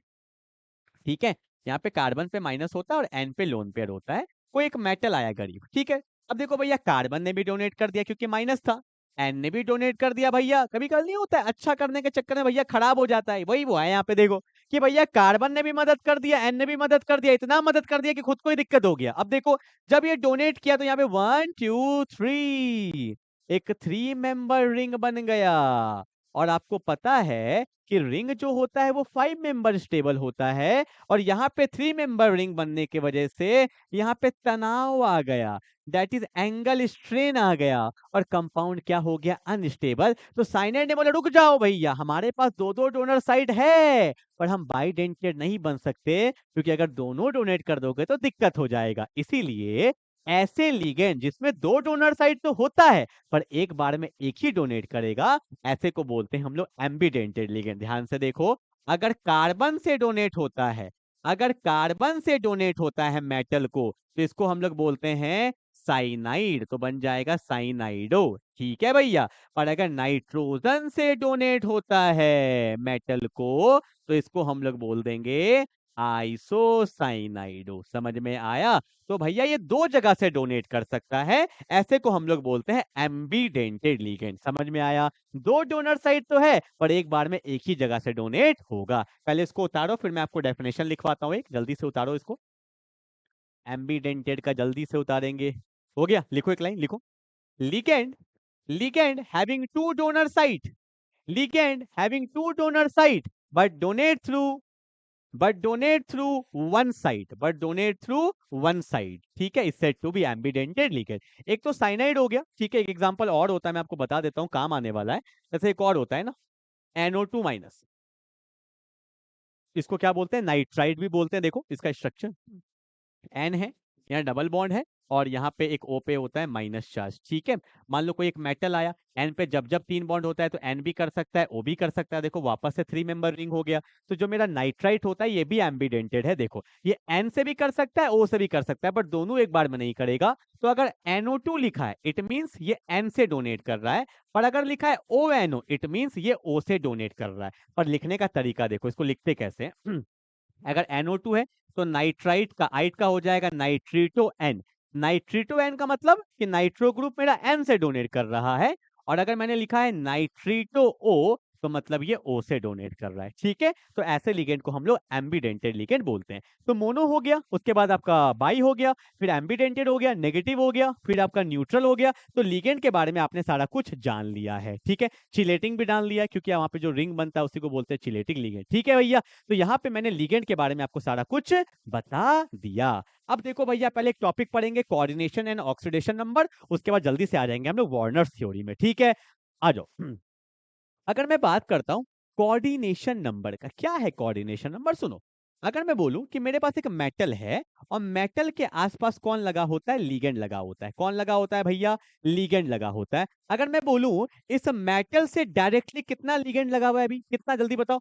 1 2 3 4 हो गया, यही तो कोऑर्डिनेशन नंबर है। इसका कोऑर्डिनेशन नंबर कितना हो गया, 4। तो बोलेंगे the total number of donor site, donor site मतलब लिगेंड को ही तो बोलते हैं। The total number of donor site, bracket में लिख देना लिगेंड। ठीक है, the total number of donor site attach to the central metal directly, attach to the central metal directly is said to be coordination number. फिर से बोल रहा हूं, the total number of donor site directly attach to the central metal is said to be its coordination number. अच्छा मैंने कुछ और बोल दिया क्या, मतलब घुमा फिरा के बात वही था। ठीक है भैया, तो देख लेना वीडियो को, हल्का पीछे करके आगे करके देख लेना। ठीक है, the total number of donor site, the total number of donor site directly attach to the central metal, the total number of donor site directly attached to the central metal is said to be the coordination number। ठीक है, वापस से वही बोल दिया। ठीक है, अब देखो भैया, अगर एक और जुड़ गया, मान लो एक और जुड़ गया, एक और जुड़ गया, अब इसका कोऑर्डिनेशन नंबर कितना हो जाएगा, 6 हो जाएगा। कितना हो जाएगा, 6 हो जाएगा। क्लियर है? इसी को तो बोलते हैं भैया कोऑर्डिनेशन नंबर। ठीक है, अब देखो एक बात और बोल देता हूं कि मोनोडेंटेड के लिए ना हम लोग भैया कोऑर्डिनेशन नंबर तो एक ही लेते हैं। जैसे ये मोनोडेंटेड है, मोनो है, मोनो है, मोनो है, मोनो है, मोनो है, एक एक एक एक एक एक। पर अगर बाईडेंटेड आ जाएगा ना, अगर बाईडेंटेड आ जाएगा तो बाईडेंटेड का डोनर साइड 2 होता है, इसलिए मैंने वहां पे डोनर साइड बोला, लिगेंड नहीं बोला। ठीक है, तो बाईडेंटेड में डोनर साइड 2 होता है, तो हम लोग 2 काउंट करेंगे। मैं आपको एग्जांपल दिखाता हूं, देखो जैसे मैंने लिखा CO, ठीक है, 1 2 3 4 5 6, ध्यान देना, ऐसा ईएन होता है ना, ईएन याद है, इथेन 1 2 डाइमाइन, तो ये ना दो जगह लेता है लाइक दिस, ठीक है ये। अगर मैं बोलूंगा इसका कोऑर्डिनेशन नंबर कितना है तो 6 बोलोगे, तो 2 2 4 2 6। अगर क्वेश्चन में ऐसा लिखा होता कि COEN3, आप तो बोल देते सर कोऑर्डिनेशन नंबर 3 है, नहीं, क्योंकि ईएन बाइडेंटेड लिगेंड होता है तो एक का दो काउंट करते हैं, ठीक है। जैसे इसका बताना, इसका भैया कोऑर्डिनेशन नंबर कितना होगा, जल्दी बताना, इसका कोऑर्डिनेशन नंबर कितना होगा, जल्दी बताओ, मन में तो बोलो, कुछ तो बोलो, अच्छा बोलो, खराब बोलो, कुछ तो बोलो, कितना होगा, 4। 2 और 2 4, नहीं 6, क्यों, ये तो मोनोडेंटेड है तो भैया 2, पर ये बाइडेंटेड है, 2 2 जा 4 और 2 6, तो इसका कोऑर्डिनेशन नंबर क्या होगा, 6। इसलिए जो डेफिनेशन लिखाता हूं उसका वैल्यू होता है, इसलिए मैंने वहां पे डोनर साइड बोला था, ठीक है। I hope you will get the point, ठीक है। जैसे यहाँ देखो, मैंने लिखा K4 Fe साइनाइड 6, यहाँ तो डायरेक्टली दिख रहा होगा, इसका कोऑर्डिनेशन नंबर कितना है, 6 ही हो जाएगा, ठीक है। साइनाइड भी क्या है, एक ही जगह से ना डोनेट करता है एक बार में, तो वो भी कहीं ना कहीं मेरा मोनो ही है, तो कोऑर्डिनेशन नंबर उसका 1 काउंट करेंगे तो 6 1 जा कितना हो जाएगा, 6 हो जाएगा, क्लियर है। I hope you will get the point of the coordination number. बात करते हैं ऑक्सीडेशन नंबर का, आ जाओ देखते हैं फटाफट से, देखो ऑक्सीडेशन नंबर क्या होता है, ऑक्सीडेशन नंबर। अगर आपको ऑक्सीडेशन नंबर निकालना है तो सबसे पहले आपको पता है क्या पता होना चाहिए, हर एक लिगेंड का चार्ज के बारे में आपको पता होना चाहिए, ठीक है। देखो, जैसे मैंने यहाँ पे लिखा CO, यहाँ पे लिख दिया मैंने En2, और यहाँ पे लिख दिया मैंने Cl2, ठीक है, और यहाँ पे ले लिया मैंने Cl। तो बोला गया है कि बताइए ऑक्सीडेशन स्टेट ऑफ कोबाल्ट, हमेशा ऑक्सीडेशन नंबर हम लोग सेंट्रल मेटल का ही निकालते हैं, तो कैसे निकालेंगे, तरीका देखो। आपको पता है Cl पे चार्ज क्या होगा भैया, -1 होगा, ठीक है, डब्बा के बाहर एक ही है, अगर यहाँ -1 होगा तो यहाँ पे क्या होगा, +1, इतना बात पता चल गया। अब देखो Cl पे क्या होता है, फिर से -1, तो 2 है तो -2, En का चार्ज क्या होता है, 0, तो कोबाल्ट का क्या मान लेंगे, x, इसी का तो निकालना है, तो मैं बोल सकता हूँ x -2 किसके बराबर होना चाहिए, +1 के बराबर होना चाहिए, तो x का वैल्यू किसके बराबर आ गया, +3 के बराबर आ गया। इसी तरह से हम लोग सॉल्व कर लेते हैं, एक और करके दिखाओ, मैंने लिखा K4 Fe साइनाइड 6, इसका ट्राई करना, Fe का कितना होगा, ट्राई तो करो, नहीं बनेगा तो मैं तो बताऊंगा, ट्राई करो जल्दी से। फिर मैंने यहाँ पे लिखा K3, यहाँ लिखा Fe, यहाँ लिखा साइनाइड 6, यहाँ बताओ आयरन का क्या होगा, फिर मैंने यहाँ पे लिख दिया CONS3 6, और यहाँ लिखा Cl3, यहाँ बताओ कोबाल्ट का कितना होगा, जल्दी बताओ।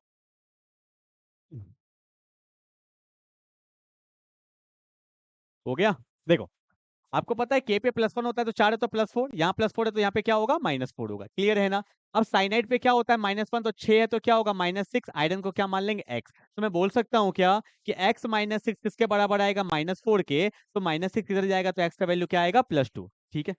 मेरा फोन आ रहा है क्या, ठीक है। अब देखो हो गया भैया, क्लियर है। अब यहाँ देखो, यहाँ पे क्या है भैया, +3 है, यहाँ +3 है तो यहाँ पे क्या है, -3 है। साइनाइड पे क्या होता है, -1, तो 6 है तो -6 होगा, इसको क्या मान लेंगे, x मान लेंगे, तो x -6 किसके बराबर होना चाहिए, -3 के बराबर होना चाहिए, हाँ या ना। तो x का वैल्यू ऑटोमेटिकली क्या आ जाएगा, +3। याद रखिएगा सेंट्रल मेटल पे ना जनरली चार्ज पॉजिटिव ही आता है, कभी नेगेटिव नहीं आएगा, अरे प्लस है तभी तो वो एक्सेप्ट करेगा इलेक्ट्रॉन, ठीक है। ये बताना जल्दी से कोबाल्ट का क्या होगा, जल्दी बताओ। देखो Cl पे क्या होता है, -1, तो 3 है तो -3, और यहाँ पे क्या होगा, +3। NH3 का चार्ज क्या होता है, 0, न्यूट्रल है, तो कोबाल्ट का क्या मान लेंगे, x, तो x +0 किसके बराबर आ गया, +3 के, तो x का वैल्यू क्या आ जाएगा, +3 आ जाएगा। इस तरह से आप कोऑर्डिनेशन नंबर भी पता कर सकते हो और ऑक्सीडेशन नंबर भी पता कर सकते हो। इसका कोऑर्डिनेशन नंबर कितना होगा, 2 2 जा 4 +2 6, इसका कोऑर्डिनेशन नंबर 6 है, इसका बोलो, इसका भी 6 है, इसका भी 6 है, और इसका भी 6 है, ठीक है। तो देखो भैया यहाँ तक हम पहुंच चुके हैं, मतलब समझ लो 40% हमने अपना पार्ट कवर कर लिया। अगर ये आपको समझ में आ गया तो आगे आपको दिक्कत नहीं आएगा। चलिए भैया स्टार्ट करते हैं, अब यहाँ से चैप्टर को आगे बढ़ाते हैं। सारा फाउंडेशन क्लियर, सारा बेसिक क्लियर, अब एक एक करके आगे बढ़ते चलते हैं। वार्नर्स थ्योरी क्या है भैया, देखते चलो फटाफट से। वार्नर्स ना सबसे पहले साइंटिस्ट थे जिन्होंने कॉम्प्लेक्स कंपाउंड को समझाया था, ठीक है भैया, इन्होंने ही कॉम्प्लेक्स कंपाउंड के बॉन्डिंग को समझाया था, ठीक है। अब देखो इसका फंडा क्या, इन्होंने क्या बोला, अकॉर्डिंग टू वार्नर्स कि एक कॉम्प्लेक्स कंपाउंड के अंदर दो टाइप का वैलेंसी होता है, एक को हम लोग बोलते हैं प्राइमरी वैलेंसी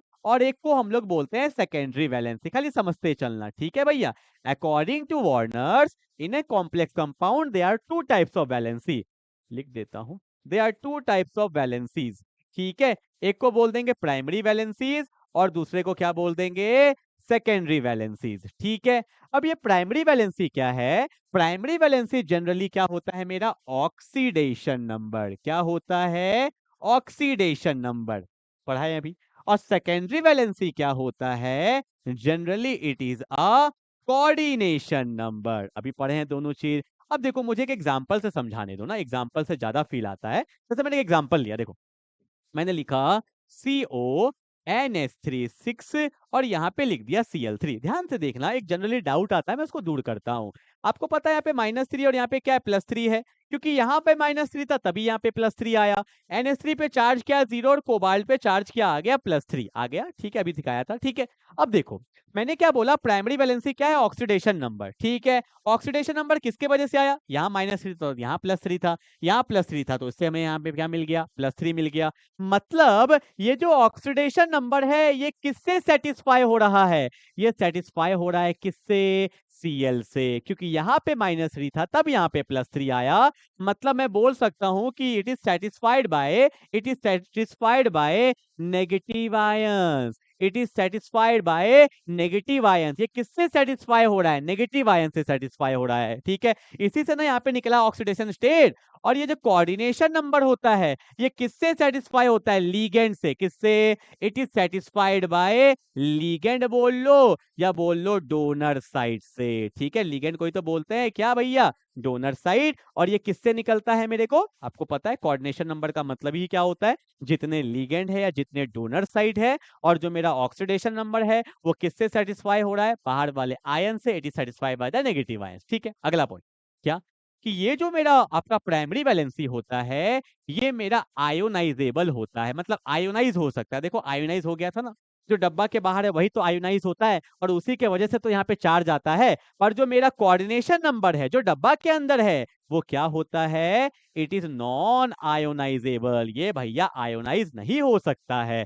लिगेंड कैसे आयोनाइज हो जाएगा। अगला, जब इसका स्ट्रक्चर हम लोग बनाते हैं ऑक्सीडेशन नंबर का तो इसको डॉट डॉट से दिखाते हैं। ठीक है, पर जो हम लोग सेकेंडरी वैलेंसी बनाते हैं तो इसको थिक लाइन से दिखाते हैं। मैं भी दिखाता हूं, देखो देखो जनरली तो हम लोग प्राइमरी वैलेंसी को दिखाते तक नहीं है, ठीक है, पर सेकेंडरी वैलेंसी को दिखाते हैं ना। जैसे कोई कॉम्प्लेक्स, इसका अगर मैं स्ट्रक्चर बनाऊंगा तो कैसे बनेगा, ये कोबाल्ट है ना, 1 2 3 4 5 6, यहाँ पे NH3 है, यहाँ भी NH3 है, यहाँ भी NH3 है, यहाँ भी NH3 है, यहाँ भी NH3 है और यहाँ भी NH3। देखो इसको थिक लाइन से दिखाए है ना, बोलो थिक लाइन से दिखाए है ना।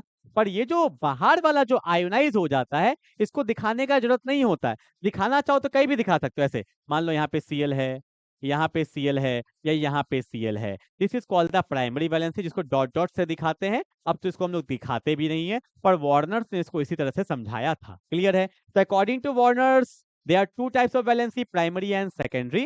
Primary valency are the oxidation number, it is satisfied by the negative ion, and secondary valency are the coordination number and it is satisfied by the ligand and the donor side. ठीक है, और primary valency are ionisable and it is non ionisable and it is represented by dotted line and it is represented by thick line. Clear हो गया। अब इसमें ना एक बहुत तगड़ा क्वेश्चन पूछा जाता है। जनरली वार्नर थ्योरी आए तो एकदम ऐसे आप बता सकते हो पॉइंट बाय पॉइंट लिखा के जो मैंने बोला है, पर एक क्वेश्चन बहुत तगड़ा पूछा जाता है जो मैंने लिया है। ध्यान से देखो, ये क्वेश्चन करो, मैं आपको बार बार बोलता हूँ, ये क्वेश्चन जनरली डाउट आता है। क्या बोला देखो, जल्दी पढ़ो पहले क्या बोला देखो, कि when the coordination compound NiCl2.6H2, एक भैया कोऑर्डिनेशन कंपाउंड है NiCl2.6H2, ठीक है, इज मिक्स्ड विथ AgNO3, इसको मिलाया गया AgNO3 के साथ। ठीक है भैया, ऑब्वियसली बात है एक्सेस में लेते हैं तो मिला 2 मोल्स ऑफ AgCl मिल गया। क्या मिल गया भैया, 2 मोल मिल गया, किसका, AgCl का मिल गया। ठीक है, आगे क्या बोला है कि write the structural formula and right the IUPAC name of the complex. देखो आयुपेक तो वैसे आगे आएगा पर मैं यहाँ पे लिख के दिखा दूंगा। एक बात मेरे को बस इतना बता दो कि भैया 2 मोल AgCl बना है। आपको पता है Ag पे प्लस होता है, NO3 पे क्या होता है माइनस। अगर प्लस यहाँ है तो सामने वाले से माइनस उठाया होगा। और 2 AgCl बना है मतलब यहाँ पे 2 Cl रिएक्शन में गया होगा। और रिएक्शन में कौन जा सकता है, जो डब्बा के बाहर है, जो आयोनाइज हो सकता है। डब्बा के अंदर वाला कभी टूटेगा ही नहीं तो कहां से रिएक्शन में जाना। तो मेरे को यहाँ से आइडिया लग गया कि भैया 2 Cl रिएक्शन में गया है तो Ni डब्बा के अंदर है, H2O6 डब्बा के अंदर है और 2 Cl डब्बा के क्या रहेगा बाहर। अगर 2 Cl डब्बा के बाहर रहा होगा इसलिए 2 मोल AgCl बना है। कितना मोल? 2 मोल AgCl। एक Ag एक Cl के साथ, फिर दूसरा Ag दूसरा Cl के साथ। मतलब 2 Cl रिएक्शन तभी कर सकता है जब 2 Cl आयोनाइज हुआ होगा। और 2 Cl आयोनाइज कब हुआ होगा? जब 2 Cl डब्बा के बाहर रहा होगा। That is the structural formula of the complex. Clear है? अब इसका आयुपैक बता रहा हूँ, जल्दी उतारो तो मैं जल पी लूं थोड़ा सा। जल जल।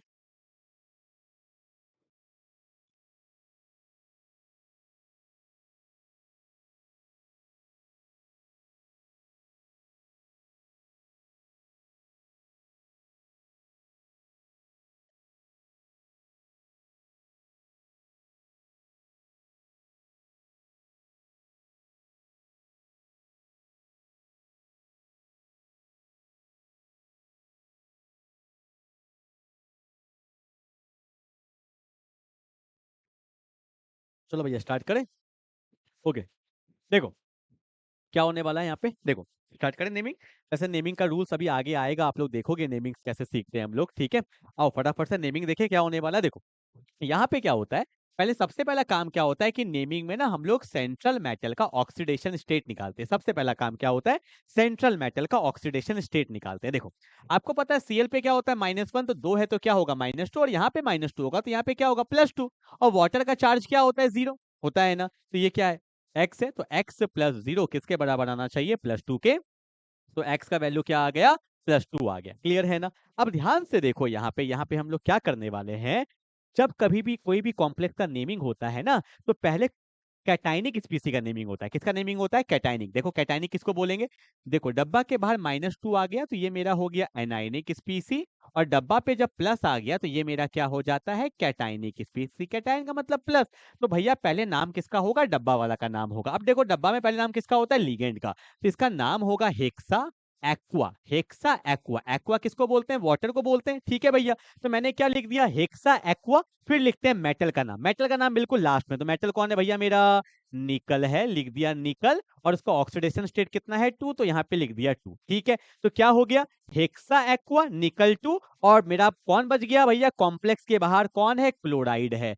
आप चिल्लाओगे सर वहां पे तो डाई क्लोराइड है, 2 होना चाहिए ना, और क्लोराइड की जगह तो क्लोरीडो होना चाहिए। अब इसका यूज करो। मैंने हमेशा बोला है डब्बा के अंदर जो होता है वो लिगेंड होता है। अगर ये Cl डब्बा के अंदर होता तो बोलते क्लोरीडो, डब्बा के बाहर है तो वो लिगेंड नहीं है, सिंपल क्लोराइड। और एक बार आपको बता देता हूं, अभी आएगा रूल्स में कि भैया क्या, कि डब्बा के बाहर जो होता है ना वो कितना होता है हमें उससे कोई मतलब नहीं है, बस कौन है वही लिखना है। तो क्लोराइड चाहे वो 10 भी होता तो भी सिंपल क्या लिखते, क्लोराइड ही लिखते, क्योंकि ऑक्सीडेशन स्टेट से सब ऑटोमेटिकली बैलेंस हो जाता है। ठीक है, तो इसका नाम क्या होगा, हेक्सा एक्वा निकल 2, और यहाँ पे क्या होगा, क्लोराइड होगा। ठीक है, अभी मैं आयुपैक आपको बताने वाला हूं तो वहां पे और अच्छे से आपको बता दूंगा। क्लियर है? आई होप आपको वार्नर थ्योरी समझ में आ गया होगा। ठीक है, जल्दी उतारेंगे।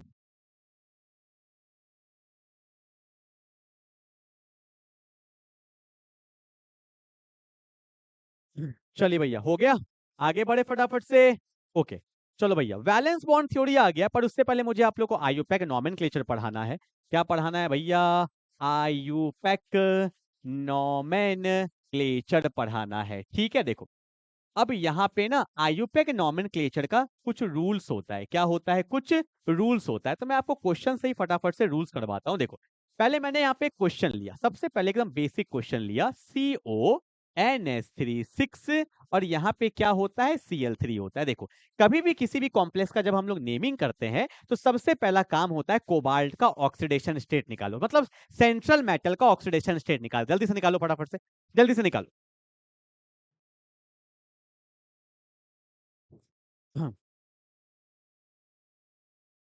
चले भैया फटाफट से निकाल लिए। देखो आपको पता है Cl पे चार्ज क्या होता है, -1, तो 3 है तो -3 होगा, और यहाँ पे -3 होगा तो यहाँ पे क्या होगा, +3। बोलो हाँ या ना, अरे बोल तो दो हाँ या ना। ठीक है भैया, अब आपको पता है NH3 पे चार्ज क्या होता है, 0। तो ऑब्वियस सी बात है कोबाल्ट पे x ले लेंगे तो x प्लस 0 इक्वल टू क्या हो जाएगा, +3 हो जाएगा। तो आपको पता चल गया कि x का वैल्यू क्या आ गया, +3 आ गया ना। मतलब यहाँ पे कोबाल्ट का ऑक्सीडेशन स्टेट क्या है, +3। जब कभी भी हम लोग नेमिंग करते हैं, जब कभी भी हम लोग नेमिंग करेंगे तो सबसे पहला काम होता है कि भैया मेटल का ऑक्सीडेशन स्टेट निकाल लीजिए, इसके अलावा कुछ नहीं हो सकता। निकाल लिया। अब देखो ध्यान से देखो, पहला रूल क्या कहता है, मैं भी रूल दिखा दूंगा आपको ना, लिखवा दूंगा PDF में, सब लिखवा दूंगा।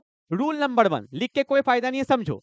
रूल नंबर 1 ये कहता है कि पहले पहचानो कैटायनिक कौन है, एनायनिक कौन है। आपको पता है ये मेरा कौन हो गया, एनायनिक स्पीसी हो गया है, और ये मेरा कौन हो गया भैया, कैटायनिक स्पीसी हो गया। अभी मैंने बताया भी था कि नेमिंग सबसे पहले कैटायनिक का करते हैं, ठीक है भैया। तो मतलब डब्बा का नाम पहले होगा, और डब्बा में दो चीज होता है, मेटल और लिगेंड। तो लिगेंड का नाम हम लोग पहले लिखते हैं, तो नाम क्या हो जाएगा इसका, हेक्सा, अरे बोलो ना, hexa amine. Hexa amine, hexa मतलब 6 है, ठीक है भैया। 2 के लिए डाई ट्राई टेट्रा पेंटा हेक्सा, हेक्सा अमाइन। फिर कौन है भैया, कोबाल्ट है, लिख दिया कोबाल्ट। और ऑक्सीडेशन स्टेट यहाँ पे क्या है, 3 है, तो लिख दिया कोबाल्ट 3, ठीक है। देखो हेक्सा अमाइन कोबाल्ट 3, डब्बा के बाहर कितना होता है उससे कोई मतलब नहीं है, सिंपली क्या लिख देंगे, क्लोराइड, ठीक है। ये मैंने आपको बताया था कि डब्बा के बाहर कितना है हमें उससे कोई मतलब नहीं है, ठीक है भैया। एक और क्वेश्चन करके दिखाओ, एक और क्वेश्चन करके दिखाओ। मैं ले लेता हूं यहाँ पे, यहाँ ले लिया COEN3, और यहाँ पे है, यहाँ पे है, यहाँ पे है Cl3। रुक जाओ, रुक जाओ, मैंने पहले ही क्वेश्चन तो इजी लिया था, दूसरा क्वेश्चन में यहाँ पे ध्यान देना। ये जो EN है ना, ये मेरा होता है बाइडेंटेड लिगेंड। क्या होता है, बाइडेंटेड लिगेंड, पता है ना। पर बाइडेंटेड के लिए हम लोग कभी भी डाई ट्राई टेट्रा पेंटा हेक्सा यूज नहीं करते। अरे भैया बाइडेंटेड है, दो तो डोनर साइड, कुछ तो वजन दो, इसके लिए स्पेशल चीज यूज होता है। देखो ना, प्यार से बोलेंगे 20, 2 के लिए बोलते हैं 20, 3 के लिए बोलेंगे ट्रिस, 4 के लिए टेट्रा किस। देख रहे हो माहौल बन रहा है पूरा भैया यहाँ पे। तो याद रखेंगे फॉर द बाइडेंटेड लिगेंड, अभी सब लिखवाऊंगा फिर भी लिखते चलो। For the bidentate ligand we use 20 tris tetra किस, और बाइडेंटेड को एकदम भैया प्रोटेक्शन के साथ ब्रैकेट में लिखते हैं। देखो अभी दिखाता हूँ, Cl पे -1 है तो 3 है तो -3, तो यहाँ पे +3 होगा। En पे चार्ज 0 होता है तो कोबाल्ट पे +3 होगा। तो लिखने का तरीका, पहले कैटायनिक को लिखेंगे तो बोलेंगे ट्रिस। क्यों लिखे ट्रिस, क्योंकि बाइडेंटेड लिगेंड है, ट्रिस है। और आपको पता है इसको ब्रैकेट में लिखते हैं, पता है क्यों लिखते हैं, क्योंकि एक से ज्यादा वर्ड है कंफ्यूजन हो जाता है। तो लिखेंगे ट्रिस इथेन 1,2 डाइअमाइन, लिख दिया भैया। फिर नाम आता है मेटल का, तो क्या लिखेंगे, कोबाल्ट लिख देंगे। ऑक्सीडेशन स्टेट कितना है, 3 है, तो लिख देंगे 3। डब्बा के बाहर कितना है उससे कोई मतलब नहीं है, तो लिखेंगे क्लोराइड। और एक चीज, कॉम्प्लेक्स और कॉम्प्लेक्स के बाहर में थोड़ा सा गैप जरूर दीजिएगा, ठीक है। ये सब बात अपने को ध्यान रखना है, ठीक है। जल्दी उतार लो फटाफट से, भी और भी क्वेश्चंस कराते हैं। हो गया, 2 क्वेश्चन हो गया, आगे बढ़े, 1-2 क्वेश्चन और करो फटाफट से। एक क्वेश्चन करके दिखाओ, K4Fe साइनाइड 6, इसको स्टार मार्क कर लेंगे, इसमें आपको डाउट आने वाला है, इसलिए मुझे पहले ही बताने दो। अभी तक हमने क्या किया, कॉम्प्लेक्स था कैटाइनिक और बाहर वाला था एनाइनिक। अब देखो के पे यहाँ पे +4 है और यहाँ पे क्या है -4। अब ये मेरा कौन सा स्पीसी हो गया है, कैटाइनिक हो गया है। और ये माइनस है तो ये मेरा क्या हो गया है, एनाइनिक हो गया है। तो नाम तो पहले कैटाइनिक का लिखते हैं, और मैंने आपको ये बोला है कि डब्बा के बाहर कितना है उससे हमें कोई मतलब नहीं है, बस नाम। तो भैया के का मतलब क्या होता है, पोटेशियम, लिख दिए, ठीक है। अब डब्बा का नाम लिखते हैं, तो डब्बा में पहले लिगेंड का नाम लिखते हैं, तो क्या होगा, हेक्सा साइनाइडो, बिल्कुल ठीक है। सब कुछ तो सेम था सर, क्या चेंज था। अब एक बात एकदम बिल्कुल ध्यान से सुनना, सुनना एकदम, अभी लिखवाऊंगा फिर सुनना। जब मेरा मेटल एनाइनिक स्पीसी में होता है, क्या बोला बोलो एक बार, जब मेरा मेटल एनाइनिक स्पीसी में होता है, फिर से बोल रहा हूं कि जब मेरा मेटल एनाइनिक स्पीसी में होता है, तब, सिर्फ तब, जो उसका मेटल का रियल नाम होगा, जब जो मेटल का रियल नाम होगा उसके नाम के लास्ट में आपको 8 लगाना पड़ेगा। जैसे कोबाल्ट लिखे थे कोई दिक्कत नहीं आया था, पर अगर एनाइनिक में होता तो हो जाता कोबाल्टेट, निकल का निकलटेट, क्रोमियम का क्रोमेट। पर आयरन Fe क्या होता है, आयरन, तो क्या बोलेंगे, आयरनेट नहीं। Fe का जो रियल नेम है फेरम, तो फेरम से हो जाता है फेरेट। ये डाउट आता है। और फेरेट का ऑक्सीडेशन स्टेट कितना आया था अभी, ये +4 है तो ये -4, यहाँ पे -6 है तो यहाँ पे ऑटोमेटिकली +2 आ जाएगा, तो यहाँ पे होगा फेरेट 2। ये बिल्कुल दिमाग में रखिए, मैं बार बार बोल रहा हूँ, आयरनेट नहीं होगा, वहां पे क्या होगा, फेरेट होगा। क्या होगा, फेरेट। मैं एक और क्वेश्चन कराता हूँ, देखिए जल्दी से। मैंने लिखा K3Fe साइनाइड 6, जल्दी से ट्राई करो। और एक काम करना ना, जैसे कि यहाँ पे तो देखो वन शॉट में उतना क्वेश्चन पॉसिबल नहीं होगा, मैं ना एक वीडियो डाल दूंगा, IUPAC nomenclature of coordination compound, तो कल ही तुम्हें यूट्यूब पे मिल जाएगा, देख लेना, कल ही मिल जाएगा। IUPAC nomenclature of coordination compound, यहाँ से तुम और अच्छे से क्वेश्चंस प्रैक्टिस कर लेना, ठीक है भैया। कल ही मतलब आज रात में रिकॉर्ड करके मैं डाल दूंगा, कल आप देख लीजिएगा यूट्यूब पे, ठीक है। 11 बजे के आसपास आ जाएगा, 11 बजे मतलब आसपास, देखो यार मेरा थोड़ा सा टाइमिंग का ना ऊपर नीचे हो जाता है, 11 साढ़े 11 तक आ जाएगा, ठीक है। जैसे आज ना मैं आपको सही बताऊं, ये वीडियो मैंने बोला था 7 बजे अपलोड हो जाएगा, अभी मेरे घड़ी में बज रहे हैं 6:15 और मैं रिकॉर्ड कर रहा हूँ, ठीक है। पर देखो कब अपलोड होता है, ठीक है। किसी ने मुझे कमेंट भी किया था इंस्टाग्राम पे कि सर प्लीज टाइम पे डाल दीजिएगा, तो 6:15 में भी रिकॉर्ड यहाँ तक पहुंच चुका हूँ, मेरे को भी लगेगा 45 मिनट्स और 7 बजे तक डालना स्टार्ट होगा, तो 7:30 तक ये वीडियो देखना तुम्हारे यूट्यूब पे आएगा, ठीक है। हो गया। अच्छा क्वेश्चन कर लो, बात कर रहे हो यहाँ देखो, के पे भैया +1 है तो 3 है तो +3 है, तो यहाँ पे क्या होगा भैया -3 होगा, होगा ना। अब देखो, अब ये क्या है कैटाइनिक और ये क्या है एनाइनिक, साइनाइड पे -1 होता है तो -6, तो Fe पे क्या आएगा +3, करके देखना, एक्स से करके देखना आ जाएगा। तो इसका नाम क्या होगा, डब्बा के बाहर कितना है उससे कोई मतलब नहीं है, पोटेशियम होगा। 6 है तो भैया क्या होगा, हेक्सा साइनो भी बोल सकते हैं और साइनाइडो भी बोल सकते हैं। अब यहाँ पे क्या होगा, फेरेट होगा, FeRrate, फेरेट होगा। और इसका ऑक्सीडेशन स्टेट कितना आएगा भैया, 3 आएगा, ठीक है। वहां पे 2 था, यहाँ पे 3 है, ठीक है। तो इस तरह से हम लोग क्वेश्चन कर लेते हैं, ठीक है। चलो भैया हो गया। बस मैं तो बोलूंगा ना, IUPAC nomenclature of coordination compound, इसका एक वीडियो अलग से मैं डाल दे रहा हूँ, ठीक है। आप इसको कर लीजिएगा, मैं एकदम बता रहा हूँ, इसको अच्छे से कर लीजिएगा। यहाँ पे मैंने 4-5 क्वेश्चंस बता दिए हैं प्रैक्टिस के लिए, ठीक है। अब यहाँ पे रूल्स वूल्स बताऊंगा तो भैया शॉर्टकट में जाएंगे, क्या फायदा। 3-4 क्वेश्चंस करा दिए, आइडिया लग गया होगा, और आप लोग वहां से बिल्कुल अच्छे से, एक छोटा सा टॉपिक अलग से ही तो करना है, अलग से कर लीजिएगा, ठीक है ना। चलो आगे बढ़े फटाफट से। अब देखो भैया फटाफट से स्टार्ट करते हैं वैलेंस बॉन्ड थ्योरी। क्या स्टार्ट करते हैं, पहले भैया फटाफट से हेडिंग डालेंगे, क्या, वैलेंस बॉन्ड थ्योरी। देखो ये ना मतलब समझ लो इस चैप्टर का जान है, और आना ही आना है क्वेश्चन, आना ही आना है, मतलब हो ही नहीं सकता ऐसा नहीं आए, ठीक है। देखो वैलेंस बॉन्ड थ्योरी से क्या क्या पता चलेगा, पहला सुनना। इससे हमें पता चल जाता है हाइब्रिडाइजेशन। क्या पता चल जाता है, हाइब्रिडाइजेशन पता चल जाएगा। और अगर मुझे हाइब्रिडाइजेशन पता चल गया तो कंपाउंड का यहां से क्या पता चल जाता है, शेप पता चल जाता है। देखो कितना कुछ पता चलने वाला है एक टॉपिक से, that's why this topic is very very important, ठीक है। हाइब्रिडाइजेशन पता चल जाएगा, हाइब्रिडाइजेशन से शेप पता चल जाएगा, और कुछ कुछ बातें मैं लिखवा रहा हूँ साथ साथ लिखेंगे।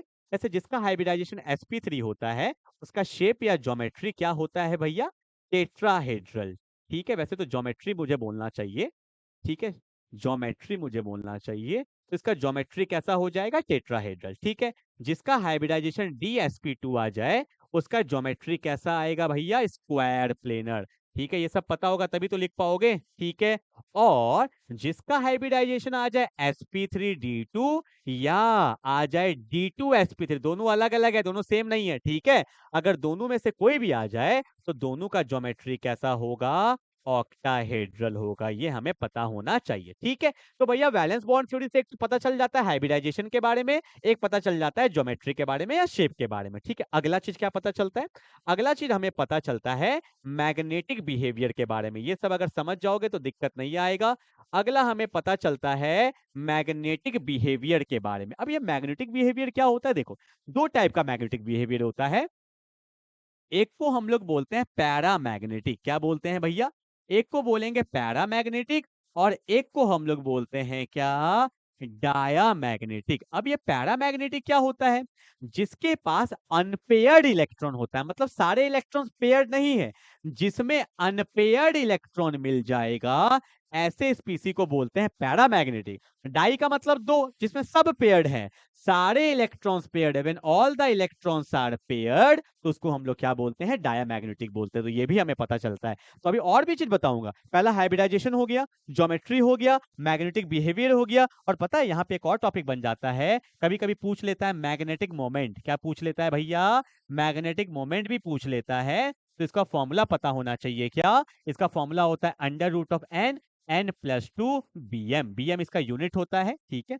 bm इसको यूनिट है, ठीक है। और यहाँ पे n क्या है, n is the number of unpaired electron, n is the number of unpaired electron. तो मैग्नेटिक मोमेंट हमेशा किसका आएगा, पैरामैग्नेटिक का ही आएगा, क्योंकि उसी में अनपेयर्ड इलेक्ट्रॉन होता है, इसमें तो सब पेयर्ड ही होते हैं ना, क्लियर है क्या। तो यहाँ से आपको हाइब्रिडाइजेशन पता चल जाएगा, शेप ज्योमेट्री पता चल जाएगा, मैग्नेटिक बिहेवियर पता चल जाएगा, और भी बहुत कुछ पता चलता है। पहले इतना उतारो फटाफट से, valence bond theory is very very important topic, जल्दी उतारो। डिंग डिंग डिंग, हेलो हेलो हेलो हेलो। चलो भैया आगे बढ़े फटाफट से। हाँ, ठीक है, अगला देखो।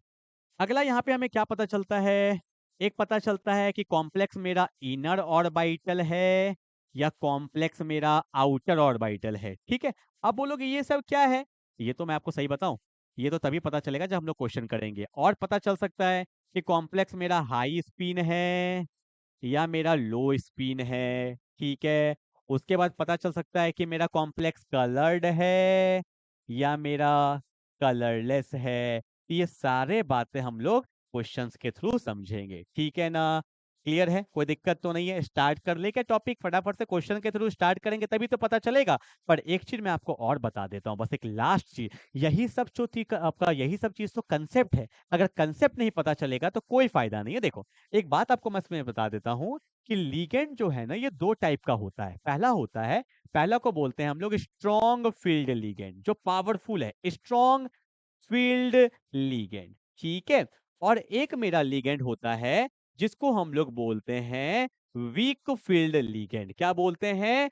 एक इसको बोलते हैं वीक फील्ड लिगेंड। एक तो हो गया स्ट्रॉन्ग फील्ड लिगेंड, एक हो गया वीक फील्ड लिगेंड। ठीक है, स्ट्रॉन्ग फील्ड लिगेंड कौन होता है? Carbon and nitrogen donor side जितने भी हैं वो सारे स्ट्रॉन्ग फील्ड लिगेंड। ऐसे एग्जांपल लिख देता हूं, जैसे अमोनिया मेरा स्ट्रॉन्ग फील्ड लिगेंड है, साइनाइड मेरा स्ट्रॉन्ग फील्ड लिगेंड है, इथेन 1,2 डाइमाइन मेरा स्ट्रॉन्ग फील्ड लिगेंड है। पर जितने भी ऑक्सीजन डोनर साइड हैं और जो हेलोजन होता है, हेलोजन और ऑक्सीजन डोनर साइड, ये सारे मेरे वीक फील्ड लिगेंड होते हैं। जैसे वाटर मेरा वीक फील्ड लिगेंड है, ऑक्सलेट हो गया, फ्लोरीन, क्लोरीन, ब्रोमीन, आयोडीन, ये सब वीक फील्ड लिगेंड है। ठीक है, पर इससे होगा क्या? सुनो, ये मेन चीज है।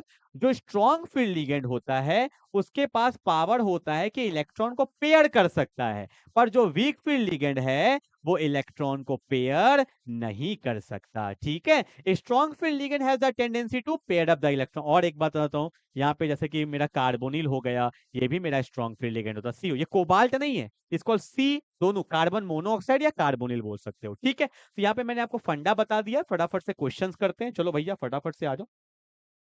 कहाँ पहुंच चुके हैं हम लोग? 24 में पहुंच गए, आ जाओ।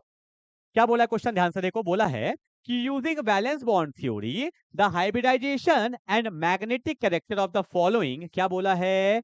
CO F6 - 6। इसका मेरे को आपको क्या बताना है? हाइब्रिडाइजेशन बताना है। फिर ऑब्वियस सी बात है, हाइब्रिडाइजेशन आएगा तो ज्योमेट्री भी आ जाएगा। फिर मेरे को मैग्नेटिक कैरेक्टर बताना है। कैसे करेंगे? एक क्वेश्चन बहुत तमीज से सिखाऊंगा, एकदम समझिएगा अच्छे से। देखो, ठीक है, देखो, कभी भी एग्जाम में आ जाए, आना ही आना है।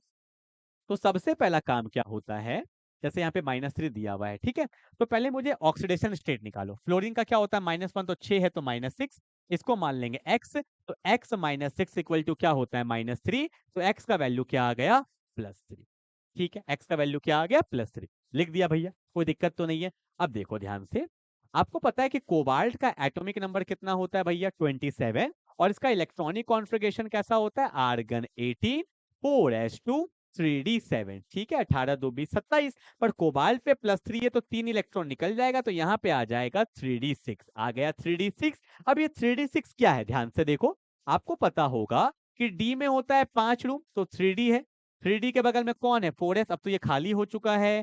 4s के बगल में कौन होता है? 4p होता है। फिर 4p के बगल में कौन होता है भैया? 4d होता है। ये सब हमें पता होना चाहिए। ठीक है, 3d के बाद कौन? 4s, 4s के बाद 4p, 4p के बाद 4d। ठीक है, अब देखो 3d में कितना इलेक्ट्रॉन है? 6। तो लिखेंगे 1 2 3 4 5 6, एकदम आराम आराम से लिख दिया। ठीक है, अब देखो आने वाला कौन है? आने वाला कौन है? फ्लोरीन। तो जितना मेहनत कर रहे हैं हम लिगेंड के लिए तो कर रहे हैं, तो भैया कोबाल्ट को पता चला कि फ्लोरीन आ रहा है। तो जब भैया मेहमान जब नए नए घर पे आते हैं तो उसका बंदोबस्त तो करना पड़ेगा ना। तो यहाँ पे देखेंगे क्या लिखेंगे? एफ पे तो क्या होता है? माइनस। तो fluorine minus is a weak field ligand. Fluorine minus is a weak field ligand. अभी बताए थे ना, हेलोजेंस जो होते हैं वो वीक होते हैं।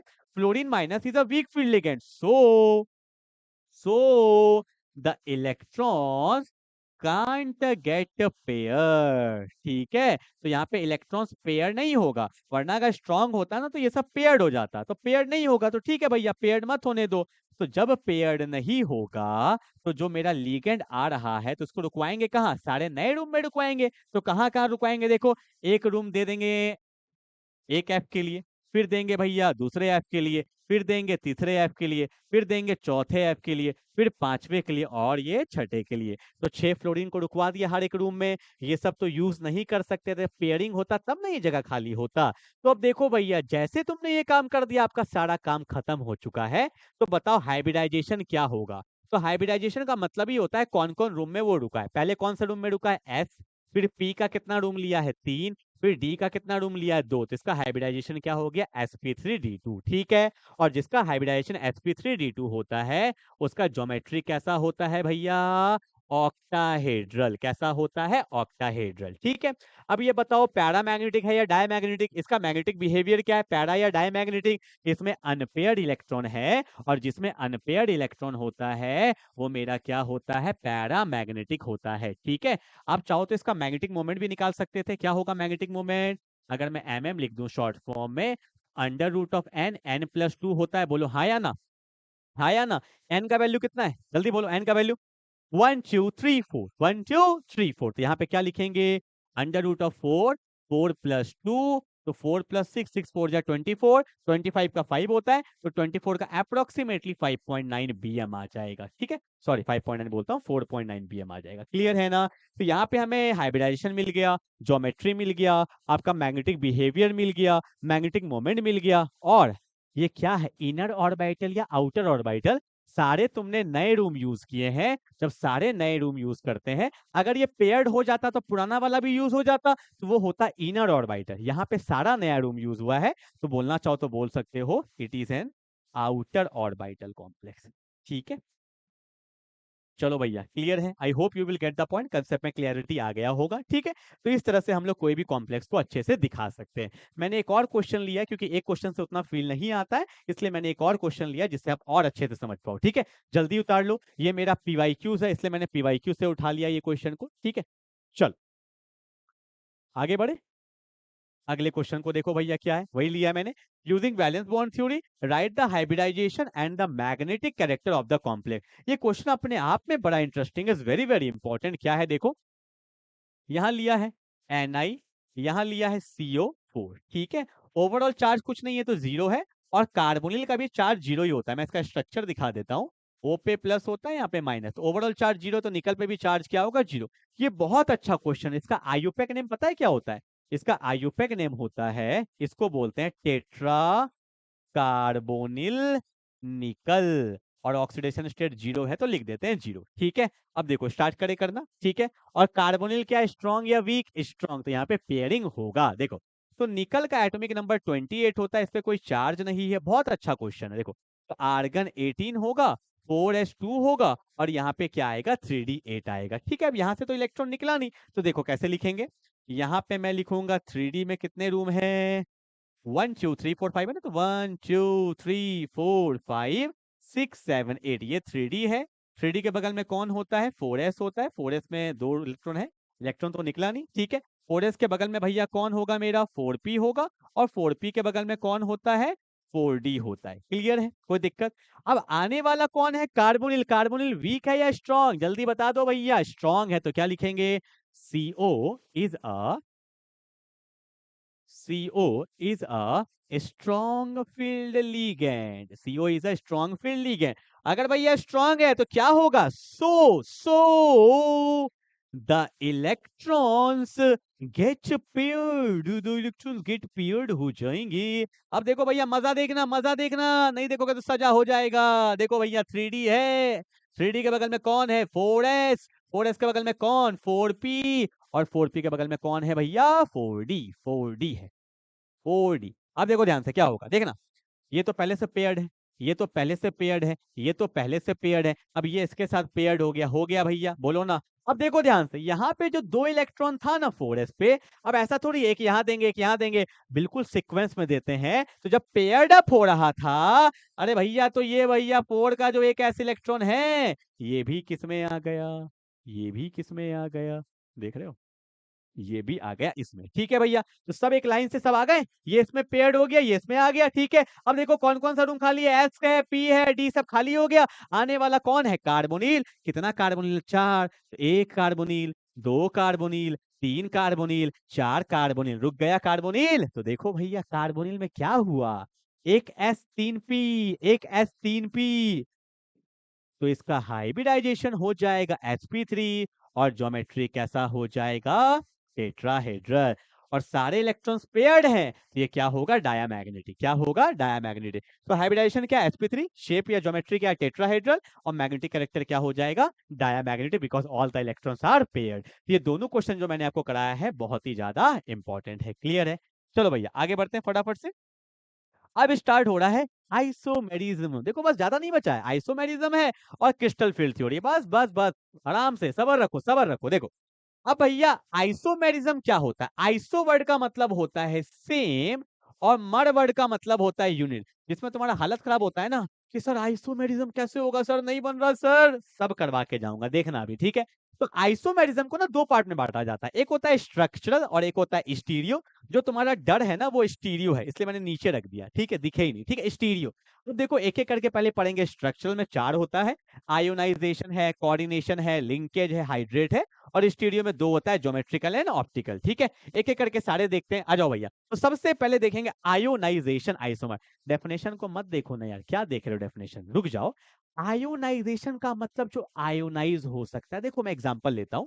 मैंने लिखा CONS3 5 ले लिया, और यहाँ पे ले लिया मान लो मैंने Br, और यहाँ पे ले लिया मैंने सल्फेट, ठीक है, ले लिया। अब एक और इजी ले लेते चलो, मैंने यहाँ पे ले लिया Cl, ठीक है। अब रुक जाओ रुक जाओ रुक जाओ रुक जाओ, और मैंने यहाँ पे लिखा भैया CONS3 5, यहाँ Cl है, यहाँ Br है, ले लिया। अब देखो यहाँ पे दोनों का फॉर्मूला सेम है कि नहीं, पहले ये तो देखो फॉर्मूला तो सेम हो, cobalt, cobalt NH3 5 NH3 5 Br Cl, हाँ फॉर्मूला सेम है। अब देखो आइसोमर है या नहीं, तो देखा कि जब मैंने इसको भैया आयोनाइज किया या पानी में डाला, तो इसने कौन सा पार्ट आयोनाइज हुआ, Cl, क्योंकि डब्बा के बाहर जो होता है वही आयोनाइज होता है। इसमें आयोनाइज कौन हुआ, Cl-। पर जब मैंने इसको पानी में डाला तो यहाँ पे आयोनाइज कौन हुआ, Br-। Ionise ionise ionisation isomer, मतलब फॉर्मूला तो सेम रहेगा, पर जो आयोनाइज स्पीसी है वो क्या होगा, अलग अलग। तो ऐसे आइसोमर को बोलते हैं आयोनाइजेशन आइसोमर। क्या बोला है कि compounds which have the same composition, same formula, but yield different ions in the solution. इसने कौन सा आयंस दिया सॉल्यूशन में, Cl आयंस, और इसने कौन सा दिया, Br आयंस। ऐसे को बोलते हैं ionization isomer. That's very very simple. Clear है ना? जल्दी उतारते चलो फटाफट से, ठीक है। फॉर्मूला सेम होना चाहिए और अलग अलग आयंस देता है, तो ऐसे को बोलते हैं आयोनाइजेशन आइसोमर। ठीक है, जल्दी उतारो, उतारते चलो। अभी कितना टाइम हो गया होगा वीडियो लेक्चर रिकॉर्ड करते करते ना, आप लोग मुझे कमेंट करके बताना, मैं लिख देता हूँ। जैसे कि मान लो यहाँ लिख दिया पार्ट 1, ठीक है। तो आप लोग मुझे कमेंट करके बताना कि पार्ट 1 जो मैंने बोला था, तो इस समय कितना देर का लेक्चर हो गया, मुझे वैसे पता नहीं कितना देर, आई थिंक 1 घंटा हो गया होगा, पता नहीं, 1 घंटा हो गया होगा वैसे तो। चलो आगे बढ़े। अगला आता है कोऑर्डिनेशन आइसोमर। कोऑर्डिनेशन आइसोमर क्या होता है, ध्यान से देखो, मैंने यहाँ पे लिखा CONS3 6, ठीक है, और यहाँ पे लिखा Cr साइनाइड 6, लिखा है ना, ध्यान से देखो। यहाँ पे आपको पता है कि देखो होता है क्या, मैं आपको दिखाता हूँ। जैसे मैंने लिखा CONS3 6 और यहाँ पे लिखा Cl3, तो आपको पता है कि यहाँ पे क्या होता है -3 और यहाँ पे क्या होता है +3। ये है कैटाइनिक स्पीसी, ये है एनाइनिक स्पीसी। अब यहाँ पे क्या है कि कैटाइनिक वाला भी और एनाइनिक वाला भी दोनों ही कॉम्प्लेक्स में है। जब दोनों ही कॉम्प्लेक्स में होते हैं तो ऐसे को हम लोग बोलते हैं कोऑर्डिनेशन आइसोमर। ऐसे इसका मुझे अगर आइसोमर बनाना है तो मैं ऐसे लिख दूं, लिख दिया ना, एक्सचेंज कर दिया। तो कोबाल्ट में पहले NH3 था, मैंने यहाँ पे लिख दिया साइनाइड 6, और क्रोमियम में लिख दिया मैंने NH3 6, ठीक है। अब ध्यान से देखो, दोनों का फॉर्मूला सेम है, दोनों का फॉर्मूला सेम है, पर दोनों ही मेरा किसमें है, कॉम्प्लेक्स में है। तो वही बोला है, this type of isomerism is shown by the compound in which both cation as well as anions are complex. दोनों डब्बा मिल जाए, दो दो डब्बा मिल जाए, कैटायनिक वाला भी और एनायनिक वाला भी, तो ऐसे को हम लोग क्या बोलते हैं, कोऑर्डिनेशन आइसोमर बोलते हैं। ठीक है, एग्जाम में डेफिनेशन पूछ सकता है या एमसीक्यू में पूछ सकता है, ठीक है, बताओ ये कौन सा आइसोमर है, तो दो दो डिब्बा दिख जाए समझ जाना कोऑर्डिनेशन है। क्लियर है? चलो अगला, लिंकेज। क्या बोला है, लिंकेज। लिंकेज, लिंकेज आइसोमर कौन शो कर सकता है, कौन शो कर सकता है, जिसके पास एम्बी डेंटेड लिगेंड होगा। एम्बीडेंटेड लिगेंड जिसके पास होगा वही शो कर सकता है। क्यों? लिंकेज मतलब लिंक बनाना, बॉन्ड। साइनाइड कार्बन से भी बॉन्ड बना सकता है, नाइट्रोजन से भी बॉन्ड बना सकता है, तो ये लिंकेज आइसोमर शो कर सकता है। NO2 नाइट्रोजन से भी बॉन्ड बना सकता है, O से भी बना सकता है, अभी मैंने दिखाया था ना, तो ऐसे को बोलते हैं लिंकेज आइसोमर। जैसे मैंने लिखा, देखो मैंने लिखा, मान लो यहाँ लिखा Cr, और यहाँ पे लिख दिया मैंने Cl2, और यहाँ पे मैं ले लेता हूँ, या यहाँ ले लो, मैंने ले लिया Cl, यहाँ ले लिया मैंने साइनाइड, और यहाँ पे ले लिया मैंने NH3 4 ले लिया। ठीक है, यहाँ पे कौन है? साइनाइड है। अब मान लो मैंने ऐसे ही फॉर्मूला लिखा Cr और यहाँ लिख दिया NC, ठीक है, और यहाँ लिख दिया NH3 4 लिख दिया। ठीक है, अब देखो दोनों का फॉर्मूला तो सेम है ना, अरे कॉम्पोजिशन तो सेम ही है। अब यहाँ पे देखो बॉन्ड बना है कार्बन से, यहाँ बॉन्ड बना है नाइट्रोजन से, तो ऐसे को हम लोग क्या बोलते हैं? Linkage isomer. ठीक है, जिसमें एम्बिडेंटेड लिगेंड होगा वो लिंकेज आइसोमर शो कर सकता है। This type of isomerism result from two possible ways of attachment of a ligand to the central matter. Two possible ways of attachment वो किसमें होता है? एम्बिडेंटेड लिगेंड में ही होता है। ठीक है, जिसमें दिख जाए एम्बिडेंटेड लिगेंड, ठीक है, कौन कौन सा? एक तो नाइट्रेटो होता है, एक साइनाइडो होता है, एक और होता है थायोसाइनाइडो भी होता है, SCN ये भी होता है ना, SCN ये भी मेरा एक एम्बिडेंटेड आपका लिगेंड है, SCN, इसको बोलते हैं थायोसाइनेटो। ठीक है, थायोसाइनेटो बोलते हैं। ये S से भी डोनेट कर सकता है और N से भी डोनेट कर सकता है, इसको NCS भी लिख देते हैं, NCS। ये हो जाता है आइसोथायोसाइनेटो, ये होता है थायोसाइनेटो, और ये होता है NCS, ये होता है आइसोथायोसाइनेटो। ठीक है, चलो अगला आता है मेरा क्या? हाइड्रेट आइसोमर या सॉल्वेट। हाइड्रेट भी बोलते हैं या सॉल्वेट भी बोलते हैं, मतलब वाटर का कॉम्पोजिशन चेंज होगा, सीधी सी बात है। जैसे देखो मैंने लिखा ना, यहाँ पे लिखा Cr, यहाँ लिख दिया H2O 6, और यहाँ लिख दिया Cl3। ठीक है, अब देखो मैंने यहाँ पे क्या किया, Cr, H2O 5 है, एक Cl को अंदर कर दिया, यहाँ पे 2 Cl और यहाँ पे वाटर। देखो भैया फॉर्मूला तो सेम है, बस वाटर का कॉम्पोजिशन क्या हो रहा है? चेंज हो रहा है कॉम्प्लेक्स के अंदर, तो ऐसे को हम लोग बोलते हैं सॉल्वेट आइसोमर। या एक और इसका बन सकता है Cr, H2O 4 Cl2, तो यहाँ पे मेरा दो दो वाटर बाहर आ गया और एक Cl, तो सबका फॉर्मूला तो सेम है, पर वाटर का कंपोजिशन क्या हो रहा है? चेंज हो रहा है, ऐसे को बोलते हैं हाइड्रेट या सॉल्वेट आइसोमर। देखो this type of isomerism arise because of the capability of water molecules to appear in a varieties of waves, to appear in a varieties of waves inside and outside the coordination sphere to give a number of hydrate isomer। मतलब जिसमें water दिख जाए ना तो वो hydrate isomer show कर सकता है। देखो ना, ये भी हाइड्रेट है, ये भी हाइड्रेट है, ये भी हाइड्रेट है, तो अलग अलग पॉसिबल वेज बन रहा है, तो ऐसे को बोलते हैं हाइड्रेट आइसोमर या सॉल्वेट आइसोमर। ठीक है, चलो भैया आगे बढ़े। अब जो आ रहा है वो आपका फेवरेट पार्ट है, दैट इज कौन सा वाला पार्ट? Stereo isomer. आओ देखते हैं। देखो मैं ना आपको बस 3 क्वेश्चन कराऊंगा, तीनों क्वेश्चन से ही सारा क्वेश्चन बन जाएगा, टेंशन बिल्कुल मत लीजिए। आइए देखिए, देखो भैया स्टीरियो आइसोमर्स क्या होता है? स्टीरियो आइसोमर देखो, स्टीरियो आइसोमर्स ना हमें दो का पढ़ना होता है, एक पढ़ना होता है स्क्वायर प्लेनर का, ठीक है, और एक पढ़ना होता है हमें ऑक्टाहेड्रल का। ठीक है, इसमें मैं आपको करा देता हूं अभी 2 क्वेश्चन, 2 क्वेश्चन कर लोगे एग्जाम में, आपको इसी से क्वेश्चन दिख जाएगा।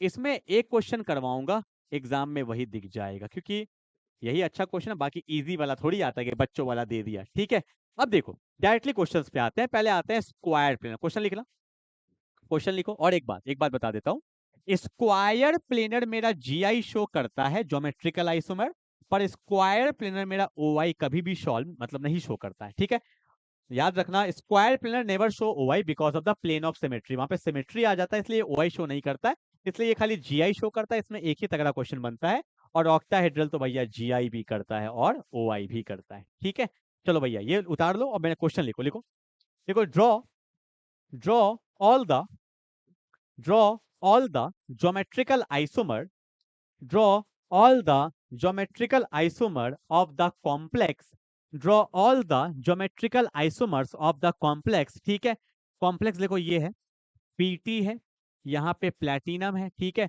फिर मैंने यहाँ पे ले लिया Br, मैंने यहाँ पे ले लिया Cl, फिर मैंने यहाँ पे ले लिया Py दैट्स कॉल्ड pyridine, और मैंने यहाँ पे ले लिया NH3। कंसेप्ट समझिएगा, क्वेश्चन मत समझिएगा, मैं बोल रहा हूँ कंसेप्ट समझिए। ये क्या है? देखो पहली बात समझना, ये प्लेटिनम मेरा एक मेटल है, ठीक है ना, ब्रोमीडो लिगेंड, क्लोरिडो लिगेंड, Py pyridine ये भी एक लिगेंड ही होता है, और NH3 ये भी एक लिगेंड है, तो चारों मेरा मोनोडेंटेड है। ठीक है, अब देखो भैया बहुत तगड़ा क्वेश्चन है ये वाला, कि भैया यहाँ पे मेटल से जो लिगेंड लग रहा है वो चारों अलग है, चारों अलग है। मतलब इसको जब मैं पढ़ाता हूँ क्लास में तो ऐसे पढ़ाते हैं MABCD केस। मतलब जब एक मेटल से चारों लिगेंड लगा हुआ क्या है, डिफरेंट है। चारों लिगेंड लगा हुआ क्या है, डिफरेंट है। और देखो ना, 4 लिगेंड है ना, तो ये क्या है, स्क्वायर प्लेनर होता है। पहले तो मैं मुंह पे बोल देता हूँ, इसका आंसर होगा 3। GI कितना होगा, 3 होता है। डायरेक्टली आंख बंद करके मार देना, GI कितना होगा, 3। जब एक मेटल से चारों लिगेंड लगा हो डिफरेंट, तो उसका GI कितना होगा, 3 होगा। यहाँ पे लिगेंड कोई भी हो सकता है, कोई भी 4 डिफरेंट हो सकता है। पर आप बोल दोगे सर MCQ आया तो ठीक है, अगर ड्रॉ करने आ जाएगा तब। वही तो बोल रहा हूँ, ड्रॉ करने ही आता है। देखो सीखो तरीका क्या होता है, इसका तरीका क्या होता है। देखो 3 बनाना है, 3 बनाना है। प्लेटिनम था बीच में, तो पहले बना दो। 1 2 3 4, 3 बना तो दो पहले भैया। 1 2 3 4, देखो कर दिया। करना क्या पता है, चारों में से किसी एक को उठा लेना जो तुम्हें पसंद है। मैंने को एक का पता कौन है, मान लो मैंने उठा लिया, कौन कौन था, BR था, CL था, NH3 मेरे को अच्छा लगता है। NH3 को पकड़ लो, ठीक है। और NH3 का एक जगह फिक्स कर दो। सब में तरीका सीखना बोल रहा हूँ। NH3 का एक जगह फिक्स कर दिया, बोलो हाँ या ना। कर दिया। अब बचा कौन, PY बचा है, CL बचा है, BR बचा है। यही ना बचा है, वरना तुम कंफ्यूज हो जाओगे। हाँ जी भैया, ठीक है। अब देखो, अब करना कुछ नहीं, करना कुछ नहीं, 3 बचा है ना। अब देखो क्या करना, एक को फिक्स कर दिया एकदम ट्रांस। आपको ये पता है कि नहीं पता यार, GI में 2 होता है, एक सिस और एक ट्रांस। ये सेम साइड है, ये सेम साइड है सिस, और अपोजिट जो होता है ना, इसको ट्रांस बोला जाता है। ठीक है, क्या करना, ट्रांस पोजीशन पे 3 ग्रुप है ना, इसलिए 3 पोजीशन बना है। ट्रांस में लगा दो एक बार PI, एक बार लगा दो CL, एक बार लगा दो BR। बस यही तुम्हें करना है। एक को फिक्स कर दो, बचा 3, तो तीनों को क्या करो, तीनों में अलग अलग ट्रांस में लगा दो। अब बोलोगे सर तो बचा हुआ 2 क्या करे, अरे बचा हुआ जो है उसको कहीं भी लगा लो ना। यहाँ पे PI लग गया, कौन बचा, CL BR, कहीं भी लगा दो, कोई दिक्कत नहीं है। CL BR, यहाँ पे CL लग गया है तो कौन बचा, PY और बचा BR। यहाँ पे BR लग गया तो कौन बचा, PY और CL। आपका आंसर आ गया, यही होता है मेरा 3 GI। आप बोलोगे सर समझ में नहीं आया, नहीं आया, नहीं आया, ठीक है कोई बात, रुक जाओ। अरे नहीं आया तो मैं हूं ना, कहीं भाग थोड़ी ना हो यार। वीडियो 7 बजे नहीं आएगा तो 7:30 बजे आएगा, 7:30 नहीं आएगा तो 7:40 में आएगा, यही तो होगा। चलो देखो, देखो क्या करना पहले भैया, जब देखे 4 अलग अलग है तो 4 अलग अलग बना लेना। 1 2 3 4, 1 2 3 4, ठीक है। किसी एक को फिक्स कर लो, कौन कौन था पहले देखो, NH3 था, यहाँ पे BR था, CL था, PY। किसी एक को फिक्स कर लो जो तुम्हारा मन करे। मेरे को लग रहा है NH3, तो मैंने ना NH3 को तीनों जगह पे फिक्स कर दिया, ठीक है। अब बचा कितना ग्रुप भैया, 3 ग्रुप बचाना। ट्रांसपोजिशन, अपोजिट को बोलते हैं ट्रांस। एक बार लगा दो BR, एक बार लगा दो CL, एक बार लगा दो PY। हो गया, खेला खत्म हो गया। अब होना चाहिए 4 ग्रुप, बचा 2, तो जो 2 बचा है कहीं भी लगा दो, कोई फर्क नहीं है। जैसे NH3BR हो गया ना, तो यहाँ लगा दो CLPY। आप अपोजिट भी लगा सकते, कोई दिक्कत नहीं है।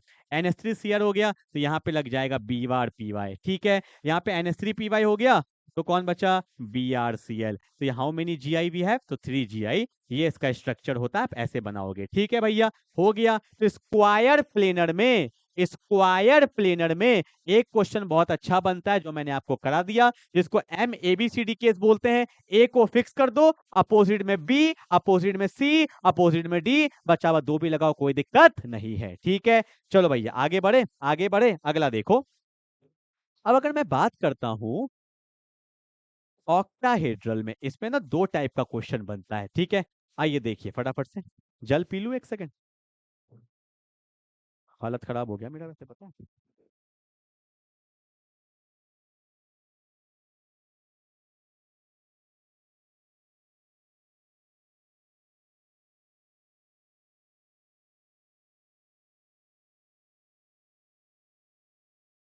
देखो मेरे पास कोई एडिटिंग टीम तो है नहीं, तो मैं वीडियो एडिट करके डालूं, ठीक है। एकदम रॉ वीडियो जाता है, अभी रिकॉर्ड होगा ये और तुरंत यूट्यूब पे जाएगा, नो एडिटिंग, एकदम भैया रॉ, ठीक है। एकदम देसी, देसी वीडियो, ठीक है, एकदम देसी फील वाला, ठीक है। देखो अब क्या होगा भैया, ऑक्टाहेड्रल में ना 2 टाइप का क्वेश्चन बनता है, देखो।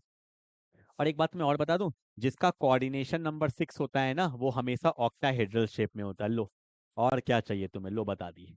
जिसका कोऑर्डिनेशन नंबर 6 होगा वो हमेशा ऑक्टाहेड्रल होगा, ठीक है। आ जाओ, इसमें पहला क्वेश्चन बनता है ये वाला, लेट्स कॉल पहला क्वेश्चन। ये है मेरा COCl2En2, ठीक है। अब Cl के जगह पे Br भी हो सकता है, En के जगह पे OX हो सकता है। ये पहला पैटर्न का क्वेश्चन जो बहुत इंपॉर्टेंट है। देखो कोऑर्डिनेशन नंबर 6 है ना, 2 2 जा 4 और 2 6, ठीक है। अब आपको पता है कि भैया ये जीआई भी शो करता है और ये ओआई भी शो करता है, तो दोनों हमें चेक करना पड़ेगा। तो जब कभी भी जीआई ओआई दोनों देखते हैं, ऑक्टाहेड्रल में दोनों बनता है, ठीक है, तो पहले हमेशा जीआई बनाना। अब जीआई कैसे बनेगा, देखो देखो तरीका सीखो।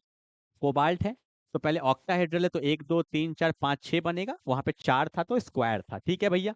अब देखो, अब यहाँ पे ना तरीका क्या होता है, सबसे पहले जो पेयर में है उसको उठा लो। देखो तो ये भी पेयर में, ये भी पेयर में है, तुम्हारा जो मन करे वो उठा लो। तो मैंने सीएल को उठाया, एक बार सीएल को लगा दिया आसपास, इसको बोलते हैं सिस पोजीशन। क्या बोलते हैं, सिस पोजीशन। और एक बार जब सिस बन जाता है तो एक बार बना दो ट्रांस। ट्रांस मतलब आप यहाँ यहाँ भी लगा सकते हो, यहाँ यहाँ भी लगा सकते हो, यहाँ यहाँ भी लगा सकते हो, तो मेरे को यहाँ यहाँ अच्छा लग रहा है। तो ये जो फॉर्म बनता है इसको बोलते हैं सिस फॉर्म, जब आसपास होता है। और जब अपोजिट होता है इसको बोलते हैं ट्रांसफॉर्म। तो ये मेरा बन गया जीआई। तो जीआई कितना बन गया, 2। बस करना क्या है। अब बोलोगे सर ईएन, अरे भैया लगाना पड़ेगा ना ईएन को भी। तो ईएन बाइडेंटेड है, देखो ईएन लग गया, यहाँ भी ईएन लग गया, तो ये भी सिस है, ये भी सिस। एक सिस बन जाता है ना तो दूसरा ऑटोमेटिकली हो जाता है, ठीक है। अब यहाँ देखो, ये क्या है ईएन, और ये भी क्या है ईएन, देखो ये भी अपोजिट है, तो क्या बन गया, ट्रांस। तो हाउ मेनी जीआई, 2, बस इसमें 2 ही बनेगा, ठीक है, और बनना ही नहीं है। बस पेयर को उठाओ, लगाओ, जीआई बन गया। अब बात करते हैं ओआई का। एक बात हमेशा याद रखना, ओआई में बड़ा पंगा होता है, और ओआई हमेशा जीआई वाले का ही बनेगा। अब इसका भी ओआई चेक करेंगे, इसका भी ओआई चेक करेंगे, पर सर बहुत टाइम लग जाएगा, मुझे भी पता है। लिखो ना नोट में, लिखो ना नोट में, क्या अगर ट्रांसपोजिशन पे सेम ग्रुप आ जाए, इफ ट्रांसपोजिशन में सेम ग्रुप आ जाए, तो वो कभी भी ओआई शो नहीं करेगा। ये कभी भी ओआई शो नहीं करेगा। लो बच गए, ये ओआई शो नहीं करेगा। बस इसको चेक करना है कि ये ओआई शो करेगा या नहीं करेगा। कैसे पता करेंगे, मुझे भी नहीं पता। तो पता है इसका देसी इलाज क्या होता है, इसको यहां से उठाइए, पहले तो कॉपी करके यहां लाइए, और इसके सामने पता है क्या कर दो। हमें अगर पता करना है ना ओआई शो करेगा या नहीं करेगा, इसके सामने रख दो मिरर, रख दिया। अब इसका मिरर इमेज बनाओ, कैसे बनेगा देखो, 1 2 3 4 5 6, इस ईएन का इमेज यहां बन गया, इस ईएन का इमेज यहां बन गया, और ये सीएल यहां, ये सीएल यहां, बना दिए मिरर इमेज। तो क्या हुआ, तो क्या हुआ अभी बताता हूं। अब फील लेना, नहीं लोगे फील, तो मेरे पास टेक्नोलॉजी है। देखो क्या होता है, इसको उठा के जब हम इसके, अरे रे रुक जाओ, ज्यादा फील के चक्कर में छूट गया, सीएल छूट गया भाई। देखो, अब देखो क्या हुआ। अब अगर मैं इसको उठा के इसके ऊपर रखता हूं तो ये क्या इम्पोज कर रहा है। इम्पोज का मतलब होता है एक दूसरे पे पूरा ओवरलैप करना, नहीं कर रहा। क्यों, देखो ना भैया, सीएल के जगह पे ईएन आ रहा है, सीएल के जगह पे ईएन आ रहा है, ईएन के जगह पे सीएल, ईएन के जगह पे सीएल। जब पूरे तरीका से इम्पोज नहीं करता है तो वो ओआई शो करता है, मतलब ये ओआई शो कर रहा है, बिकॉज इट इज नॉन, इसको बोलते हैं it is non super imposable, non super imposable mirror image. जो नॉन सुपर इम्पोजिबल होता है, जो एक दूसरे पे पूरा इम्पोज नहीं करेगा, वो ओआई शो करेगा। मतलब ट्रांस वाला तो ओआई शो नहीं करेगा, पर हाँ सिस वाला कर रहा है, क्योंकि जो नॉन सुपर इम्पोजिबल होता है वो ओआई शो करेगा। इसलिए एक का नाम इसमें क्या होता है, डेक्स्ट्रो बोलते हैं, और एक को क्या बोलते हैं, लियो। वहां पे क्या था, सिस और ट्रांस, और यहाँ क्या होता है, डेक्स्ट्रो एंड लियो। तो how many GI, 2, how many OI, 2। ये बहुत स्पेशल क्वेश्चन होता है, इसका पैटर्न बदल सकता है, ऐसा भी लिख सकता था, COBR2 EN2, तो बात वही होता है ना, सेम, सीएल की जगह पे बीआर आ जाता, ठीक है। और एक पैटर्न ये भी बन जाता है, COCl2, यहाँ लिख देता OX2, ठीक है, EN की जगह पे OX, तो वही वही है, सेम कुछ है, ठीक है। तो पैटर्न को समझिए, ठीक है। अब क्वेश्चन फिर भी तुम गलती कर दोगे, पूछ देगा calculate the total number of isomer, तो बोलोगे सर GI2 OI2, आंसर हो जाएगा 4। नहीं भैया, आंसर होगा 3। यही तो लोग गलती करते हैं। अब बोलोगे सर क्या बात कर रहे हो, 2 तो 4 ना होगा, अरे 3।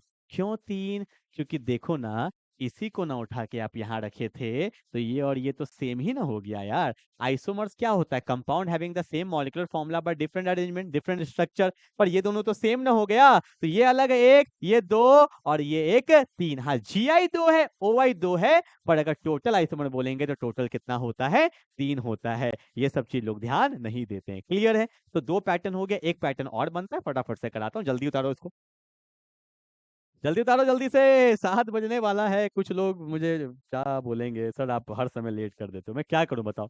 अब कंटेंट में हो जाता है, इतना इतना कंटेंट बनाना पड़ता है यार।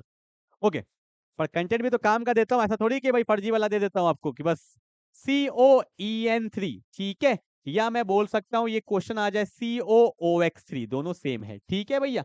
अब देखो क्या होगा, अब यहाँ पे पहले जीआई चेक करेंगे, कोऑर्डिनेशन नंबर 6 है ना, 3 2 जैसे ऑक्टाहेड्रल है, तो क्या होगा, देखो 1 2 3 4 5 6, तो EN दे देंगे। सेम साइड यहाँ पे देखो भैया, ये जीआई शो ही नहीं कर सकता क्योंकि सबका बॉन्ड एंगल सेम है, सबका सेम है। तो जीआई में क्या होता है, सिस और ट्रांस, एक बार सेम साइड एक बार अपोजिट, यहाँ तो भैया सेम अपोजिट कुछ हो ही नहीं सकता, तो ये मेरा कभी भी जीआई शो नहीं करता है, ठीक है। तो ओआई करेगा क्या, चेक कर लो, तो भैया मिरर इमेज बना देते हैं, मिरर इमेज। ये कोबाल्ट है, 1 2 3 4 5 6, इसका बन गया यहाँ पे मिरर इमेज, इसका बन गया यहाँ पे, इसका यहाँ पे, इसको उठा के यहाँ पे रखोगे तो इम्पोज नहीं करेगा, देखो ईएन यहाँ निकल जाएगा, ठीक है, तो ये ओआई शो करेगा। एक को बोलेंगे डेक्स्ट्रो और एक को बोलेंगे लीवो, ठीक है। तो how many OI 2, how many GI 0, और टोटल आइसोमर भी कितना होगा इसका, 2 होगा, ठीक है। तो ये आइसोमर्स आपका यहाँ पे क्या हो गया, कंप्लीट हो गया, क्लियर है ना। आओ फटाफट से दो छोटे छोटे टॉपिक्स बन जाते हैं यहाँ पे। एक है crystal field splitting theory, crystal field splitting theory, ठीक है। अब देखो अगर ना ये टॉपिक आपको करना है बहुत अच्छे से, इसका मैं एक सेपरेट वीडियो डाल रहा हूँ, क्योंकि देखो यहाँ पे शॉर्टकट में बताऊंगा तो कोई फायदा नहीं है, ठीक है। हाँ, वन शॉट कर रहे हैं इसका मतलब थोड़ी पूरा शॉर्ट ही कर देंगे, तो इसका मैंने ना एक वीडियो डाल रहा हूँ यूट्यूब पे, अभी अभी तो नहीं डालूंगा, कल ही डालूंगा, क्योंकि मुझे आज वो डालना है ना आयुपेक वाला। यूट्यूब पे डालना, सर्च करना क्रिस्टल फील्ड स्प्लिटिंग थ्योरी, वहां पे आपको पूरा डिटेल कंसेप्ट इसका आपको पता चल जाएगा, जो कि बहुत इंपॉर्टेंट है, इसको आप अच्छे से यूट्यूब से कर लीजिएगा, ठीक है ना। जो चीज इंपॉर्टेंट उसको तो डिटेल में ही करना पड़ेगा ना यार, ठीक है। चलो भैया आओ आगे बढ़ते हैं फटाफट से। यहाँ पे क्वेश्चन है, वहां पे मैं ये क्वेश्चन करवा दूंगा, ठीक है, इंपॉर्टेंट क्वेश्चन है, वहीं पे ये क्वेश्चन भी कर लीजिएगा, कंसेप्ट में क्लियरिटी आएगा तभी क्वेश्चंस कर पाओगे, ठीक है। चलो भैया, और जो बोलता हूँ उसको कर लेना, बता देता हूँ, ठीक है। चलो एक लास्ट टॉपिक हमें करना है फटाफट से, बॉन्डिंग इन मेटल कार्बोनिल, ये सब्जेक्टिव का बोर्ड का फेमस क्वेश्चन है, 3 नंबर में पूछता है, पहले समझो। देखो बॉन्डिंग इन मेटल कार्बोनिल, ये मेरा मेटल है, और कार्बोनिल किसको बोलते हैं, सी ट्रिपल बॉन्ड ओ। आपको पता है सी पे माइनस होता है, ओ पे क्या होता है, प्लस होता है। और ये आपको पता है मेटल का वैकेंट डी ऑर्बिटल है, इसी में ना भैया इलेक्ट्रॉन एक्सेप्ट करता है। तो देखो होता क्या है, मेटल और कार्बोनिल के बीच में जो बॉन्डिंग होता है, इसको समझना बहुत जरूरत है। देखो सब मैंने लिखा है, समझना होता क्या है। कार्बोनिल क्या है भैया, मेरा लिगेंड है, एग्जाम में बिल्कुल ऐसे दिखाना, ये ना बहुत इंपॉर्टेंट टॉपिक है। तो सी ने अपना इलेक्ट्रॉन किसको डोनेट किया, मेटल को। तो भैया देखो मेटल का जो खाली स्पेस था, यहाँ पे इलेक्ट्रॉन आ गया ना। और आपको पता है जब कोई डोनेट करता है तो इस बॉन्ड को कौन सा बॉन्ड बोलते हैं, सिग्मा बॉन्ड। कौन सा बॉन्ड बोलते हैं, सिग्मा बॉन्ड बोलते हैं। कोई दिक्कत, जल्दी से बताओ कोई दिक्कत। तो पहला पॉइंट समझो क्या है, देखो साथ साथ, द एमसी बॉन्ड मतलब मेटल कार्बन बॉन्ड, समझ रहे हो ना। The metal carbon bond in the metal carbonyl has sigma as well as pi character.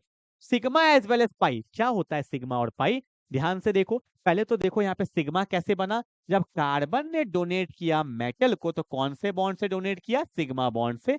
अब देखो, अब यहाँ पे पाई कैरेक्टर भी आएगा, वो भी समझाऊंगा, पहले अगला पॉइंट ध्यान से देखना। सिग्मा बना कैसे, देखो एक एक पॉइंट देखो। The metal carbonyl sigma bond is formed by the donation of lone pair of electron of the carbonyl carbon. Carbonyl का जो कार्बन था उसने अपना इलेक्ट्रॉन डोनेट किया into a vacant orbital of the metal, into a vacant orbital of the metal, यही मैंने बताया था। अब यहाँ पे ना उल्टा गंगा बह जाता है, कैसे कि भैया हमने अभी तक क्या देखा कि लिगेंड से मेटल ने इलेक्ट्रॉन एक्सेप्ट किया, अब बोला नहीं भैया बहुत ले लिए हैं, बहुत अपमान हो गया। मेटल बोला कि मैं भी इलेक्ट्रॉन तुम्हें दे सकता हूं। यहाँ पे क्या होता है, मेटल भी अपना इलेक्ट्रॉन किसको डोनेट करता है, कार्बोनिल को। और कौन से ऑर्बिटल में, पाई स्टार ऑर्बिटल में। और इसी को हम लोग बोलते हैं एंटी बॉन्डिंग ऑर्बिटल, क्या बोलते हैं, एंटी बॉन्डिंग ऑर्बिटल। एग्जाम में ये डायग्राम जरूर दिखाइएगा। तो देखो भैया, एक्सेप्ट मेटल के बारे में बोल रहा हूं, एक्सेप्ट तो किया सिग्मा बॉन्ड से, पर डोनेट कौन से बॉन्ड से कर रहा है, पाई बॉन्ड से। डोनेट किससे कर रहा है, पाई बॉन्ड से। तो मेटल कार्बोनिल का जब बॉन्डिंग होता है तो उसमें सिग्मा बॉन्ड भी होता है और पाई बॉन्ड भी होता है। सिग्मा बॉन्ड कब बना, जब कार्बोनिल कार्बोनिल का जब कार्बन इलेक्ट्रॉन डोनेट करता है मेटल को, तो सिग्मा बॉन्ड। और जब मेटल अपना इलेक्ट्रॉन डोनेट करता है कार्बोनिल को, कहां पे, उसके एंटी बॉन्डिंग ऑर्बिटल में, तब वहां पे कौन सा बॉन्ड बनता है, पाई बॉन्ड। इतना बात क्लियर हो गया भैया। अब देखो वही बोला है, the metal carbon pi bond, metal carbon के बीच में जो पाई बॉन्ड बना is form by the donation of pairs of electron from a filled d orbital of the metal into a vacant anti bonding orbital of the carbon monoxide। क्या बोल दिया भैया कि metal ने आपका जो फिल्ड डी ऑर्बिटल था उससे अपना इलेक्ट्रॉन किसको डोनेट किया, कार्बन के वैकेंट ऑर्बिटल में, और कौन से बॉन्ड से, पाई बॉन्ड से, और कौन से ऑर्बिटल में, एंटी बॉन्डिंग ऑर्बिटल में। ठीक है, ओके, इतना बात क्लियर है। अब इससे क्या आया, इससे क्या आया, बॉन्ड तगड़ा बना, और इसी को हम लोग सिनर्जिक बॉन्डिंग भी बोलते हैं। क्या बोलते हैं, सिनर्जिक बॉन्डिंग। देखो लिखा हुआ है, the metal to ligand bonding creates a synergic effect which strengthen the bond between carbonyl and the metal। synergic effect बोल लो या synergic bonding बोल लो, ठीक है। इसका लैंग्वेज वैसे थोड़ा सा टफ लिखा हुआ है, ठीक है, मैं लिखवा दूं लैंग्वेज, या ठीक है लिखा हुआ, लिख सकते हो, ठीक है। मतलब द मेटल कार्बन, जहां पे था metal carbon bond has both sigma and pi character, ठीक है। The sigma bond is form when the carbonyl carbon donates its electron pair to the vacant orbital of the metal, ठीक है। and the pi bond is formed when the metal donates its electron pair to the vacant orbital of the carbonyl carbon, ठीक है। इसके वजह से यहाँ पे effect आता है जिसको बोलते हैं सिनर्जी का इफेक्ट, और इसको सिनर्जिक बॉन्डिंग भी बोलते हैं, ठीक है। अगर आप पढ़ के अच्छे से लिखोगे तो समझ में आ जाएगा, और कंसेप्ट में भी क्लियरिटी आ गया होगा। कार्बन डोनेट किया सिग्मा से, मेटल ने डोनेट किया पाई से। कहां पे किया, एंटी बॉन्डिंग में किया। इसको बोलते हैं सिग्मा, इसको बोलते हैं पाई, इसमें दोनों कैरेक्टर होता है। और एक बात, मेन चीज तो बोला ही नहीं, इस बॉन्ड को हम लोग ना ऑर्गेनो मेटेलिक बॉन्ड भी बोल सकते हैं, organo metallic bond. Why organo metallic, organo means organic means carbon, और मेटेलिक मीन्स मेटल, तो ऑर्गेनो मेटेलिक बॉन्ड भी इसको बोलते हैं, ठीक है भैया। तो ये सब बात अपने को पता होना चाहिए। तो यहाँ पे मैंने आपको वन शॉट में सब कुछ बता दिया है। दो टॉपिक आपको एक्स्ट्रा से करना है, एक तो आईयूपैक नॉमेनक्लेचर और एक क्रिस्टल फील्ड थ्योरी। यूट्यूब में डाल दूंगा, देख लीजिएगा। नहीं देखिएगा तो भैया सब बेकार हो जाएगा, मैं आपको बता देता हूँ, ठीक है। अच्छे से देख लीजिएगा। आज 4 तारीख है, अब 6 तारीख को वन शॉट आने वाला है, रील्स में जाके देख लीजिएगा। आई थिंक डीएनएफ ब्लॉक का वन शॉट आने वाला है, ठीक है। इसको रिवाइज कर लीजिए, और साथ ही साथ मैं डालते रहता हूँ मोस्ट इंपॉर्टेंट क्वेश्चन। इसको, इसका एक सीरीज चल रहा है यूट्यूब पे, देखिए देखिए प्लेलिस्ट में, बोर्ड एग्जाम 2026, उसको करते रहिए, ठीक है। और अभी जाके इंस्टाग्राम पे फटाफट से आपका स्कैन कर लीजिएगा QR कोड, तो वहां पे आपके नोट्स, वहां पे वीडियो लेक्चर्स आते रहेंगे, ठीक है। तो मिलते हैं अगले क्लास में, तब तक के लिए बाय बाय।